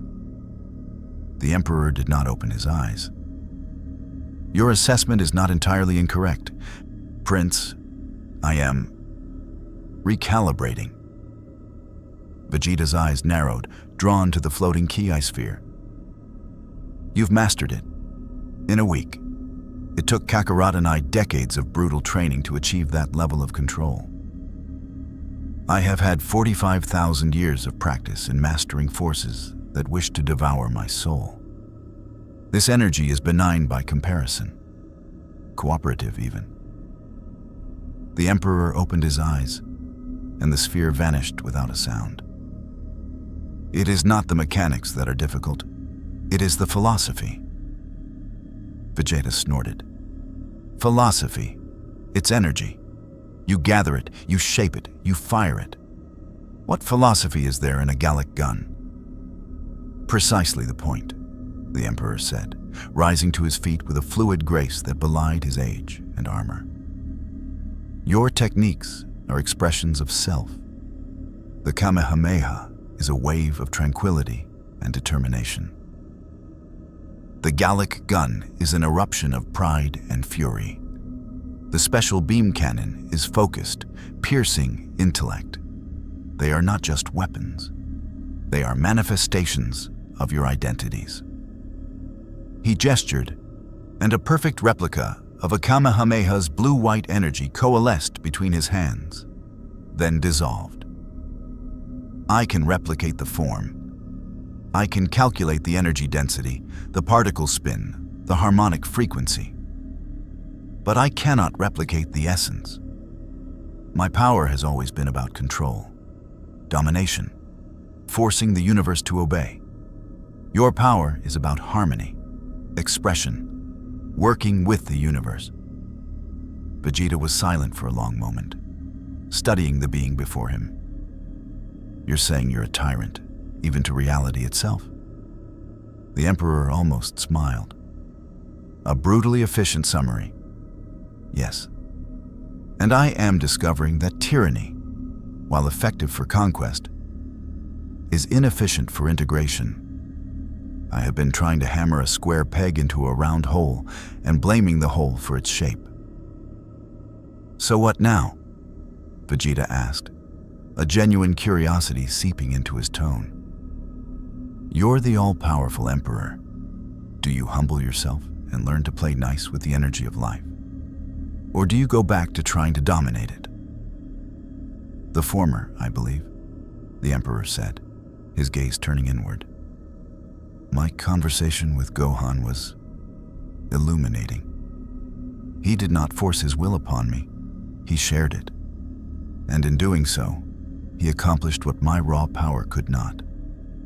I have spent millennia building walls around my mind, my power, my very soul. I believed any crack would be a weakness to be exploited. He looked at Vegeta, and for the first time, the Saiyan prince saw not an ancient god-king, but something else, a being at a crossroads. The boy showed me that a bridge is not a crack. It is a connection, and connections can be a source of strength I had never considered. Sentimental nonsense, Vegeta grumbled, but there was no heat in it. He had walked his own long road from tyrant to protector. This connection nearly got you both killed. It also saved your planet with minimal collateral damage. A victory achieved through finesse, not brute force. A novel experience for me. The Emperor flexed his hand, and this time, Ki flickered around it not like controlled lightning, but like a warm, living flame. I wish to attempt another fusion with you. Vegeta stiffened. What? Goku's energy is pure, uncomplicated determination. It is potent but blunt. Gohan's is protective, precise. Yours, Prince, is different. It is pride, ambition, the relentless drive to surpass one's limits. It is an energy of conquest, but also of self-mastery. I believe our natures, while different, have more common ground. It may be a more stable fusion. Vegeta's first instinct was a flat refusal. The very idea of letting this ancient, manipulative being into his mind was anathema. But then, the scientist and the warrior in him stirred. The tactical advantage was undeniable. The sheer curiosity of it was compelling. What could the will of a Saiyan prince and the mind of the master of mankind achieve together? You believe you can handle my pride, old one? Vegeta challenged, a smirk tugging at his lips. My will is not that of a compassionate boy or a simple-minded fighter. I have broken the wills of gods and molded Primarchs, the Emperor replied, his tone even. But I am not asking to break your will, Vegeta. I am asking to borrow its shape, to understand its flow. This is not a contest of dominance. It is an experiment in synergy. The air in the time chamber grew heavy. Vegeta finally gave a sharp, single nod. Do it. But if you try to pry into my mind, I will blast you into subatomic particles, Emperor or not. Understood. The Emperor did not reach out physically. He simply let his consciousness extend, not as a battering ram, but as an open hand. Vegeta, his jaw clenched, allowed the contact. It was nothing like the fusion with Goku, where Goku's mind had been a sunburst of uncomplicated power. Vegeta's was a fortress of obsidian and fire. The Emperor felt the searing heat of his pride, the deep, cold scars of his past as Frieza's pawn, the burning obsession with Kakarot, the fierce, strangely vulnerable love for his family. It was a turbulent, violent, and magnificent landscape. And the Emperor did not try to calm it. He did not try to control it. He observed. He learned its rhythms. He felt the way Vegeta's Ki was forged in the crucible of his endless ambition. Then, he began to weave his own power into it. Psychic force, the power of absolute order, met Saiyan Ki, the power of relentless growth. They did not mix so much as they braided, each strand strengthening the other without losing its identity. The Emperor provided the structure, the unimaginably complex framework of dimensional understanding. Vegeta provided the raw, explosive potential, the energy that refused to be contained. A sphere of power began to form between them. It was not golden like the Emperor's light, nor blue like Vegeta's Ki.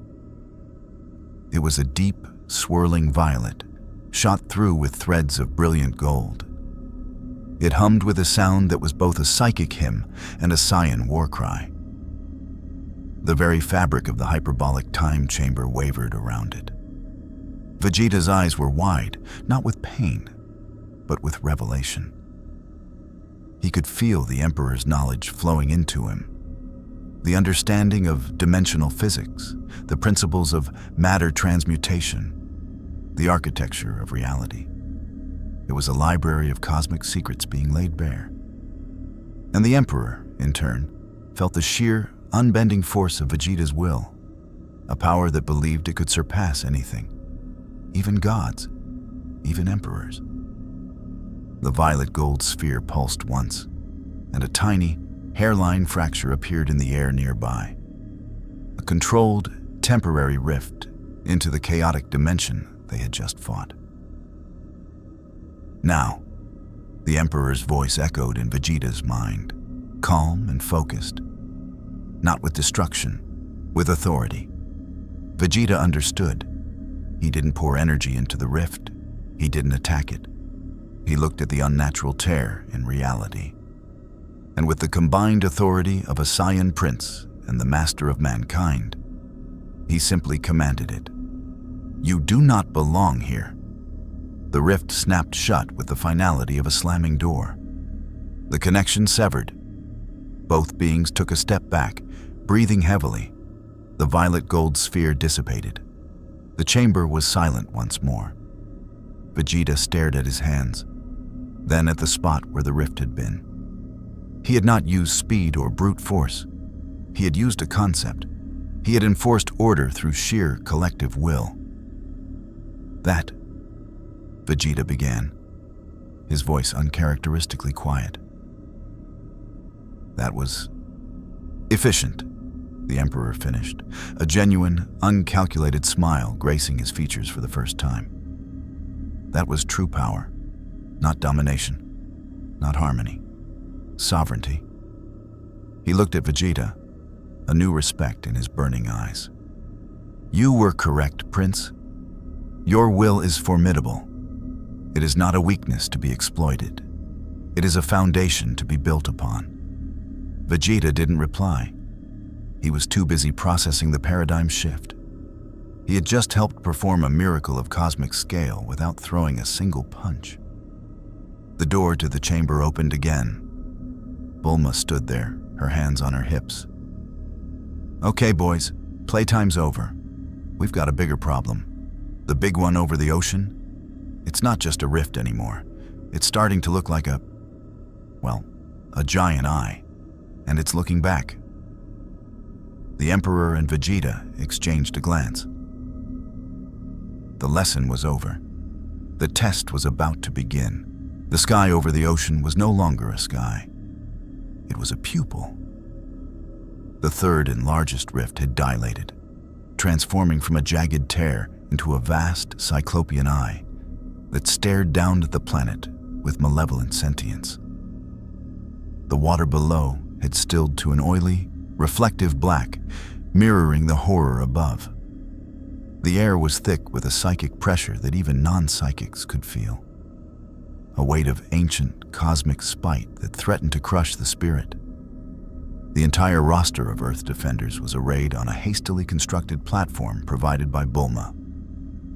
Goku, Vegeta, Gohan, Piccolo, Goten, Trunks, and even Majin Buu hovered in a tense semicircle, their combined ki a blazing counterpoint to the oppressive gloom.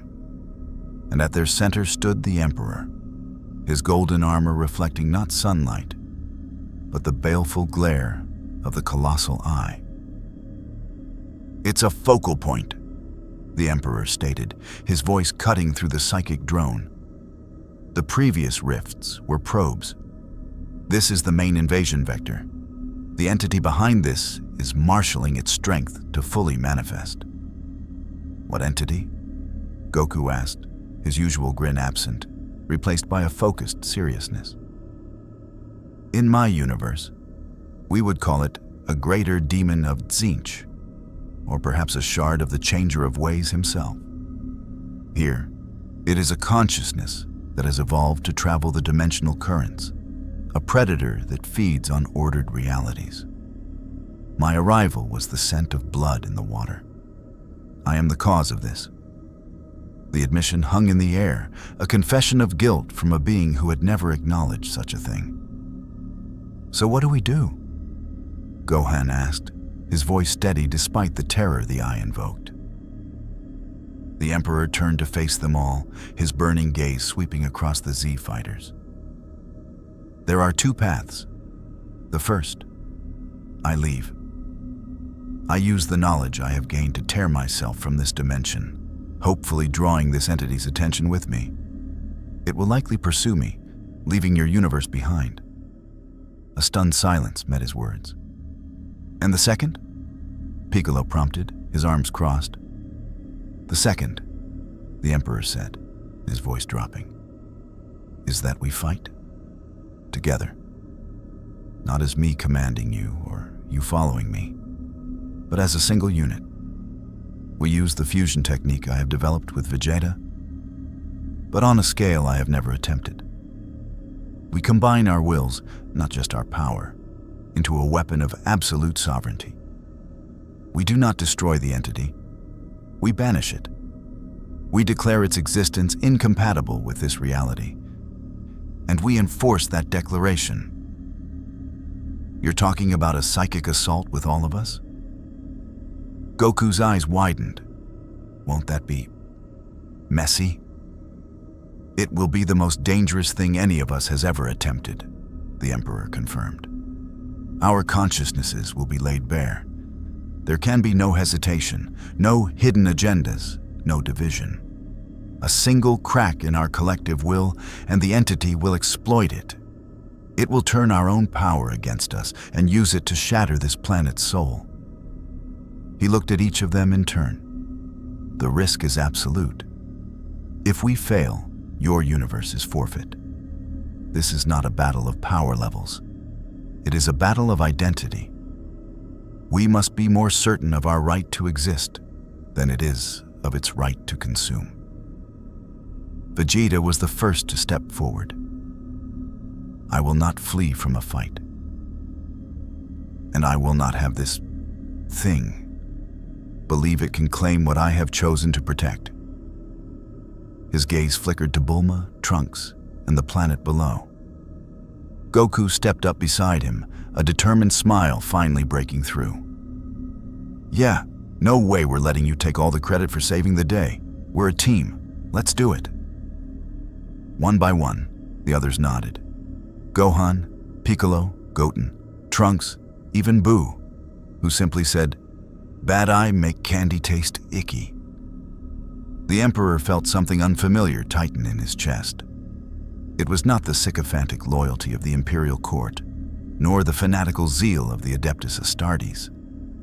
This was a choice, a conscious, willing agreement to stand together.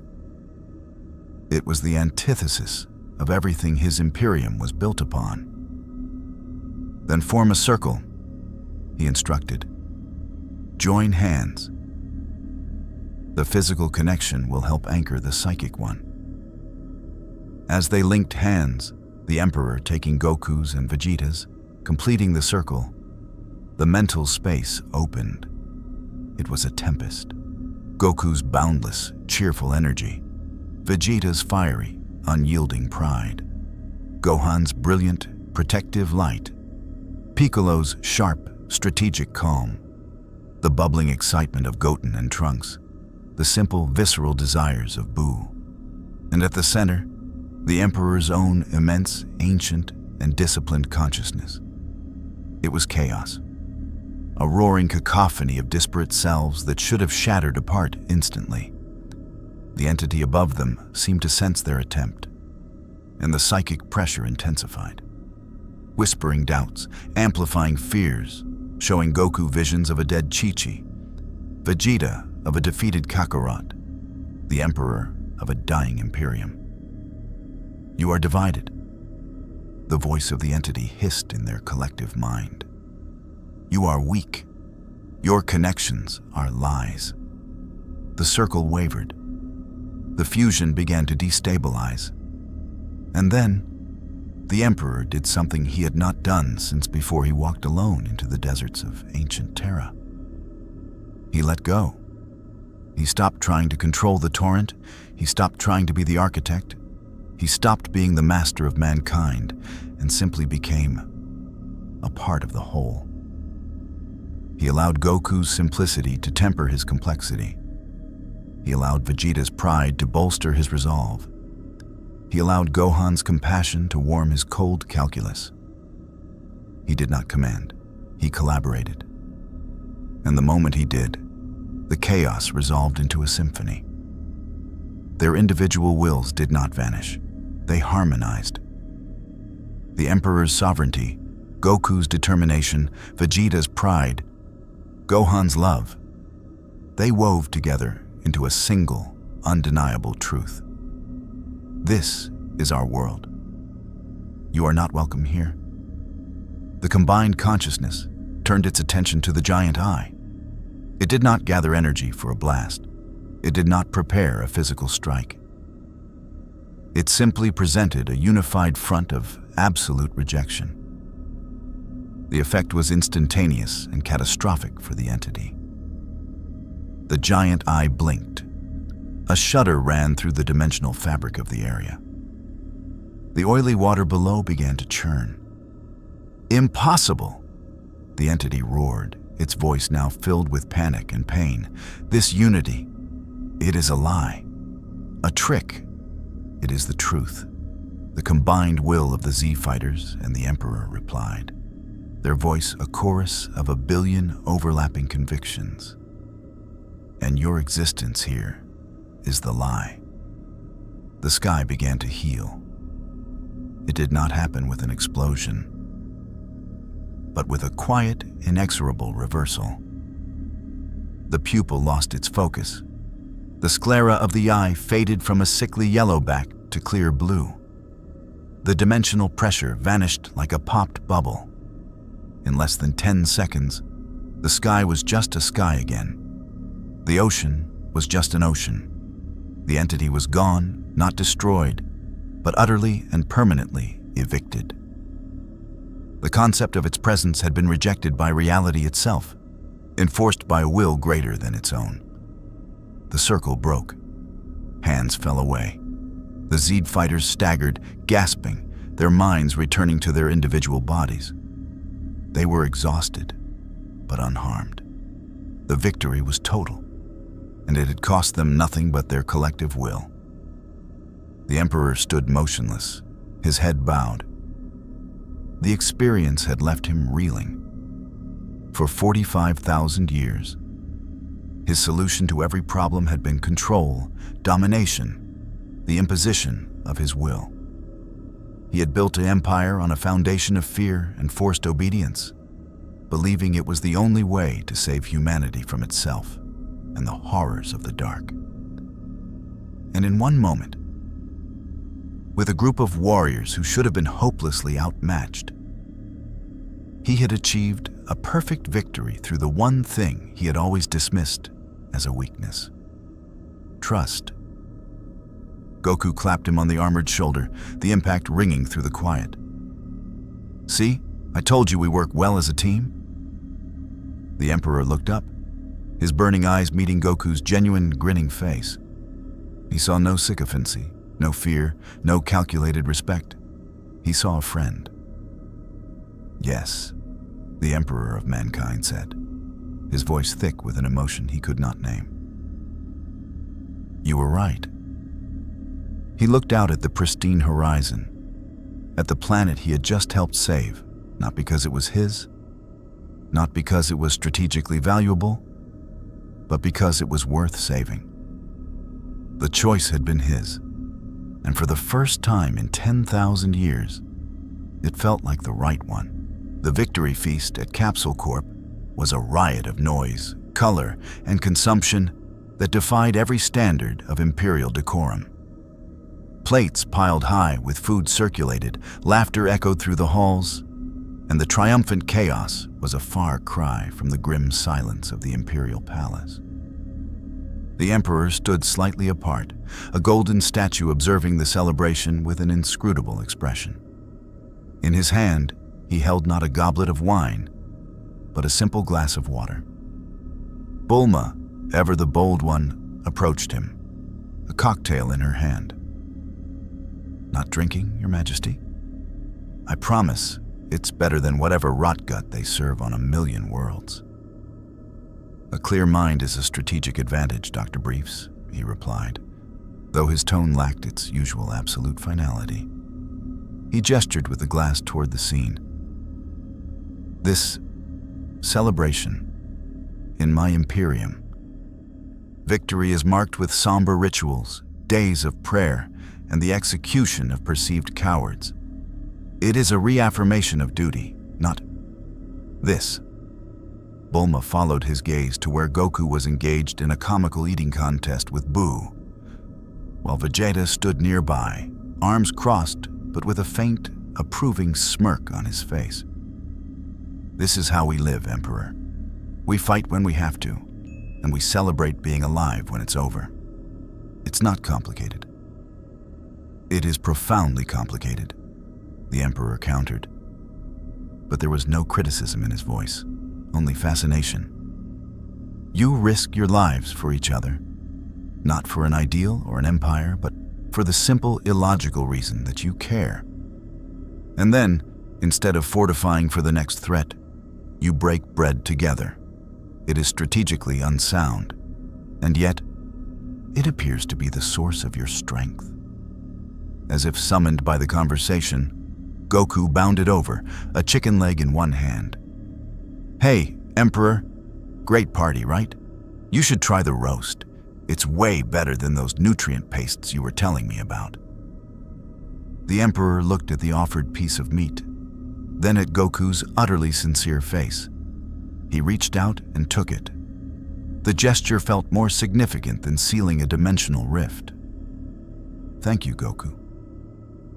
Later, he found himself on the balcony, the cool night air a stark contrast to the warmth inside. He didn't hear Vegeta approach, but he sensed his presence. "You are thinking of leaving," Vegeta stated. It wasn't a question. The Emperor didn't turn. "The path home is clear to me now. The fusion, the unity. It gave me a perfect understanding of this dimension's structure.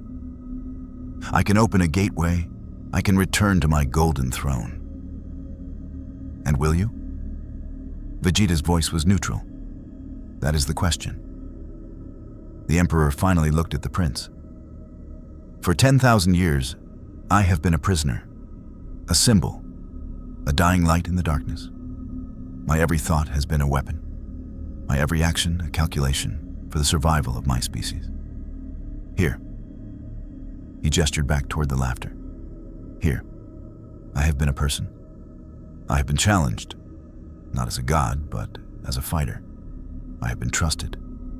I have been shown a different way." He fell silent for a long moment, the weight of millennia in his pause. "My Imperium is a brutal, bloody, necessary lie. I built it to save humanity from the predators of the warp. And in doing so, I became the greatest predator of all. I demanded faith, and in return, I gave them only war. I see now that there might have been another path. A path I was too arrogant, too fearful to ever consider." "You're asking me for advice?" Vegeta asked, a hint of dry amusement in his tone. "I am, considering the perspective of someone who has also walked the path from conqueror to protector." Vegeta leaned against the railing, looking out at the city lights. "I was born a prince, raised as a weapon and broken into a slave. I lived for my pride and my power. And then I came here. I found a woman who wasn't afraid of me. I had a son. I found rivals who became something else." He glanced back at the party. "I had to choose between the prince I was raised to be and the man I could become. It is not a choice you make once. You make it every day." He turned his head, his dark eyes meeting the Emperor's burning gaze. "You have a throne of gold and an empire of 1,000,000 worlds. But do you have this?" He jerked his thumb toward the party. "Do you have anyone who would offer you a chicken leg without a single thought for your title? Or are you just the master of a galaxy of slaves?" The words landed with the force of a psychic blast, not of power, but of truth. The Emperor had no answer. The moment was broken by Gohan, who approached them hesitantly. "Emperor, I've been thinking about what you said about the Golden Throne, the psychic strain, the 1,000 souls a day. There has to be another way. Maybe we could help. If you wanted to go back, not to conquer, but to fix it." The Emperor looked at the young scholar, at the genuine, heartbreaking hope in his eyes. Gohan truly believed that the Emperor could return not as a master, but as a healer. That the Imperium could be saved, not through more bloodshed, but through the principles he had learned on Earth. It was the most naive, foolish, and beautiful thing he had ever heard. And in that moment, the Emperor of mankind made his choice. He placed a hand on Gohan's shoulder, a gesture that was becoming familiar. "Your compassion does you credit, Gohan. But my Imperium is not ready for such a lesson. It would see your kindness as weakness and devour you. The change it requires must come from within, if it can come at all. He looked from Gohan to Vegeta, and then back toward the celebration, where Goku was now laughing as Mr. Satan attempted a magic trick. I have spent 45,000 years trying to drag humanity into a future of my own design, the Emperor said, his voice soft but firm with newfound conviction. I failed. The Horus heresy was my failure. The ecclesiarchy is my failure. The endless grinding war is my failure. I built a cage for humanity, and I became its chief jailer. He straightened, his form seeming to cast off an invisible weight he had carried for millennia.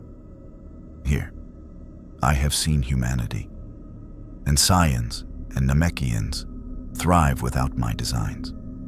Without my lies, you face threats that dwarf anything in my galaxy, and you overcome them not through tyranny, but through the very bonds I taught my people to scorn. He made a small, deliberate gesture with his hand. The air in front of him didn't tear, but unfolded, revealing not the chaotic storm of his arrival, but a calm, silent window. Through it, they could see the ghostly image of the golden throne, the skeletal suffering form upon it, and the dim, cathedral-like gloom of the throne room. The connection was stable. The choice was his. Your universe has given me a priceless gift, the Emperor said, looking at the portal, then firmly back at his companions. It has shown me that I was wrong, not just in my methods, but in my fundamental philosophy. To return to that throne would be to spit in the face of that gift. It would be to choose the jailer over the free man. With a final, decisive motion, he closed his hand. The portal winked out of existence. The Emperor of mankind belongs on that throne, a corpse god ruling a corpse empire, he declared, his voice ringing with a freedom he had never known. Let him remain there. My name is Neoth, and I believe I have much to learn about being human. The name, his original forgotten name, hung in the air, a shedding of titles, of history, of destiny. Vegeta gave a slow, respectful nod. Gohan's face broke into a relieved smile. From the doorway, Goku grinned, holding up 2 plates heaped with food. Great. Now that that's settled, you gotta try this cake. It's the best. Neoth, the man who was once emperor, looked at the offered cake, then at the faces of the warriors who had become his friends. For the first time in 45,000 years, he made a choice that was not for humanity's sake, not for strategy, but purely for himself. He smiled. I believe I will. A year passed. On a remote, grassy plateau overlooking a serene landscape, 2 figures moved in a blur of impossible speed. One was Goku, his fighting GI worn but clean, his movements a testament to a lifetime of honed instinct. The other was Neoth. He no longer wore the Baroque golden armor. It stood in a place of honor in Bulma's lab, a relic of a forgotten life. Now he wore simple, durable training clothes, his long dark hair tied back. The burning psychic light in his eyes had softened to a gentle, controlled glow. The aura that surrounded him was no longer just golden lightning, but a vibrant, stable silver blue, the color of perfected ki, seamlessly integrated with the core of his being.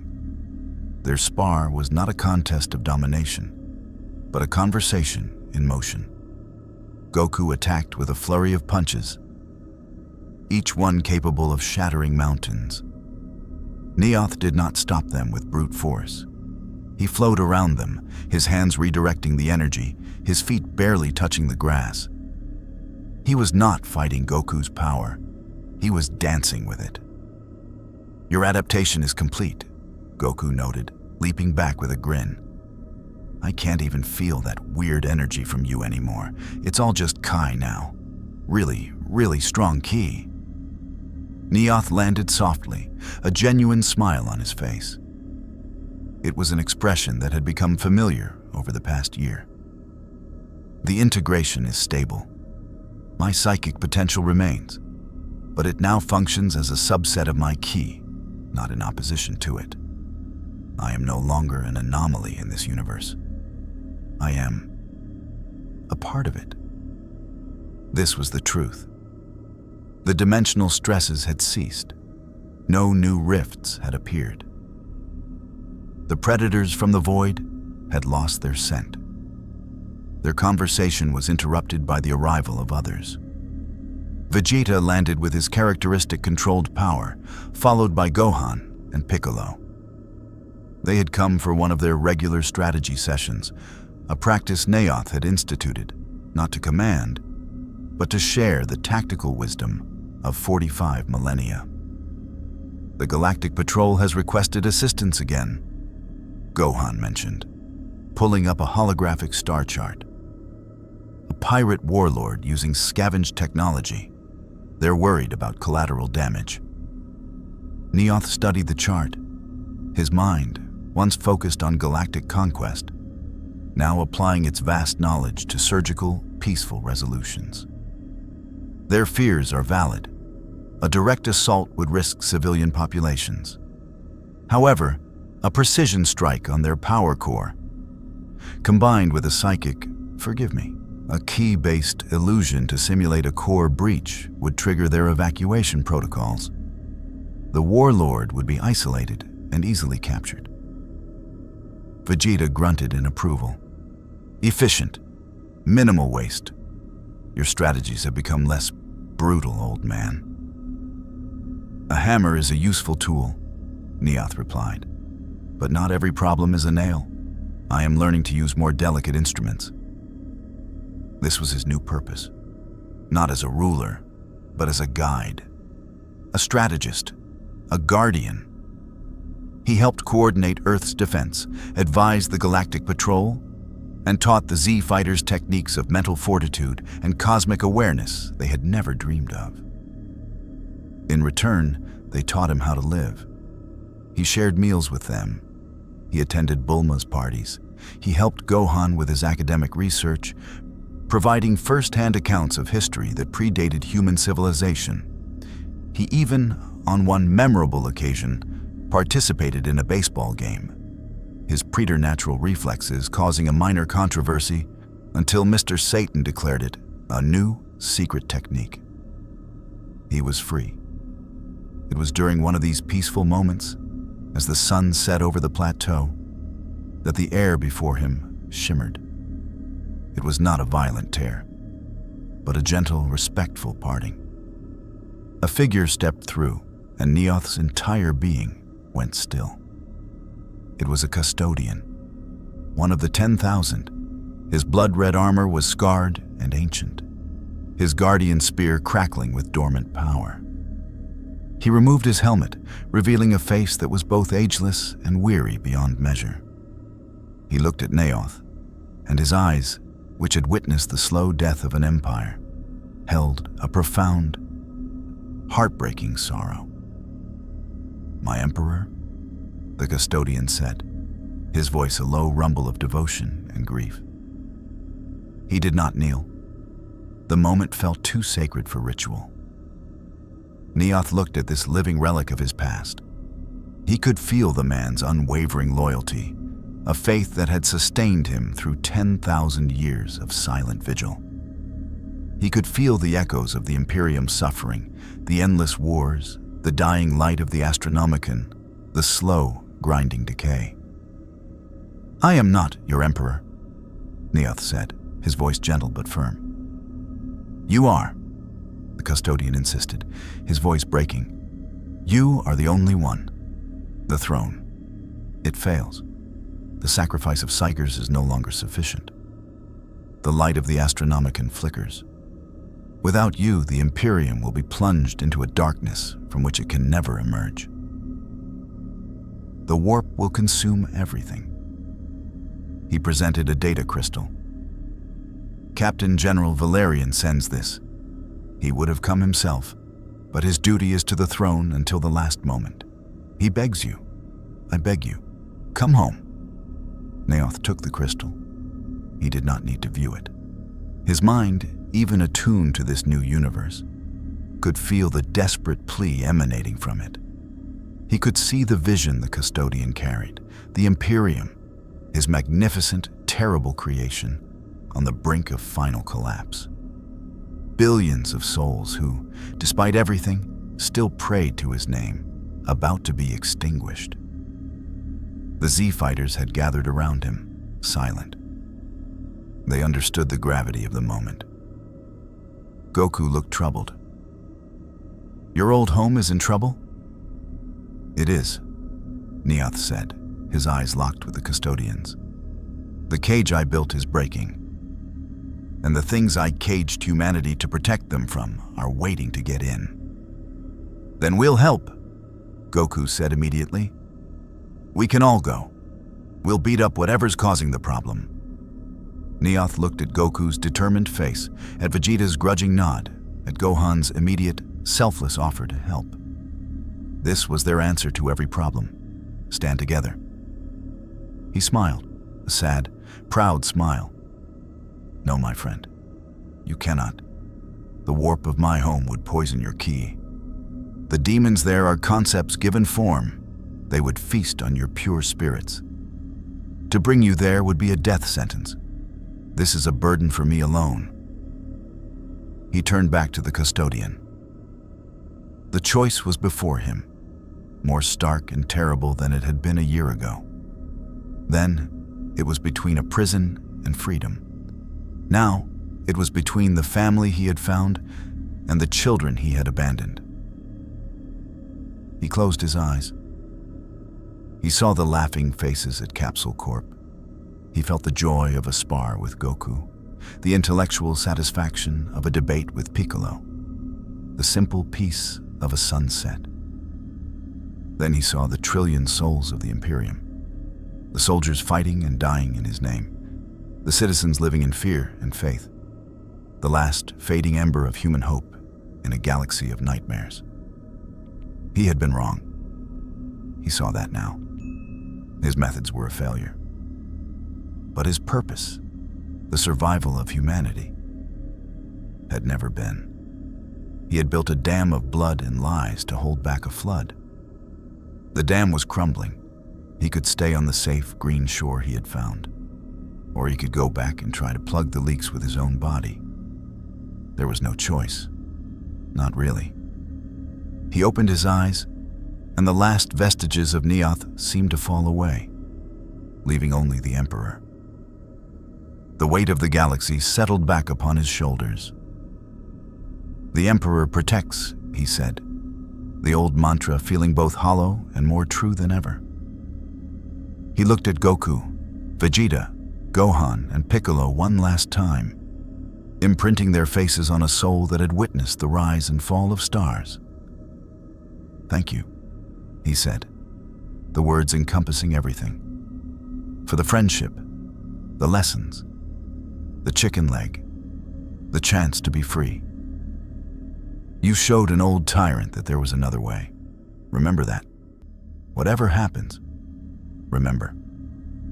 Before any of them could respond, before the grief could truly set in, he turned to the custodian. Take us home. He stepped through the portal, the golden light swallowing him. The custodian followed. The rift sealed, leaving the plateau silent once more. The only evidence of his passing, the faint, lingering scent of ozone and a profound, aching absence. The Emperor was gone. Neoth was no more.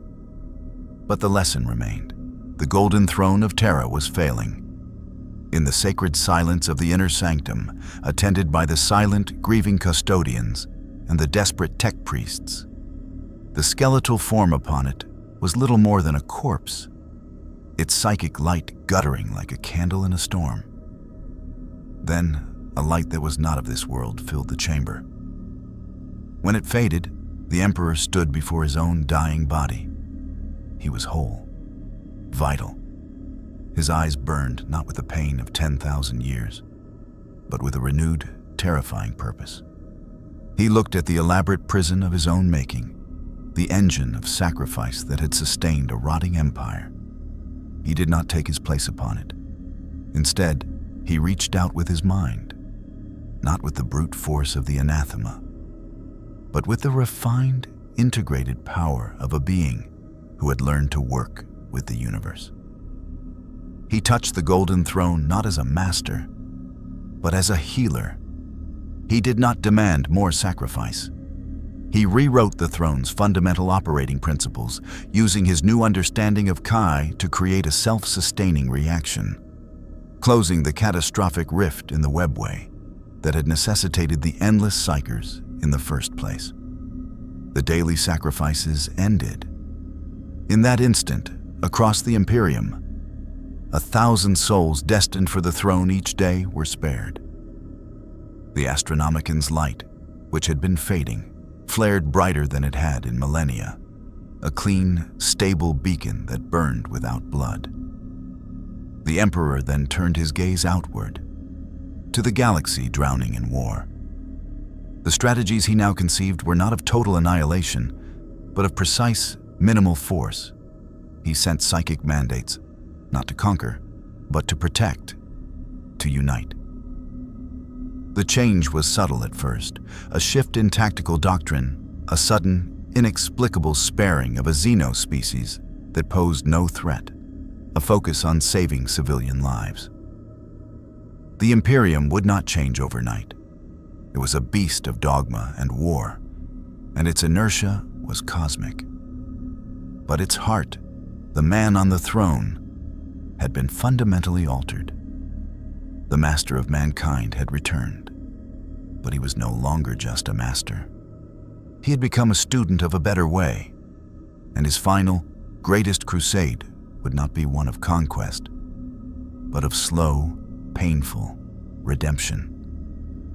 He had learned that even the darkest millennium can be touched by a spark of light, and he would spend the rest of his eternal life trying to kindle that spark into a flame.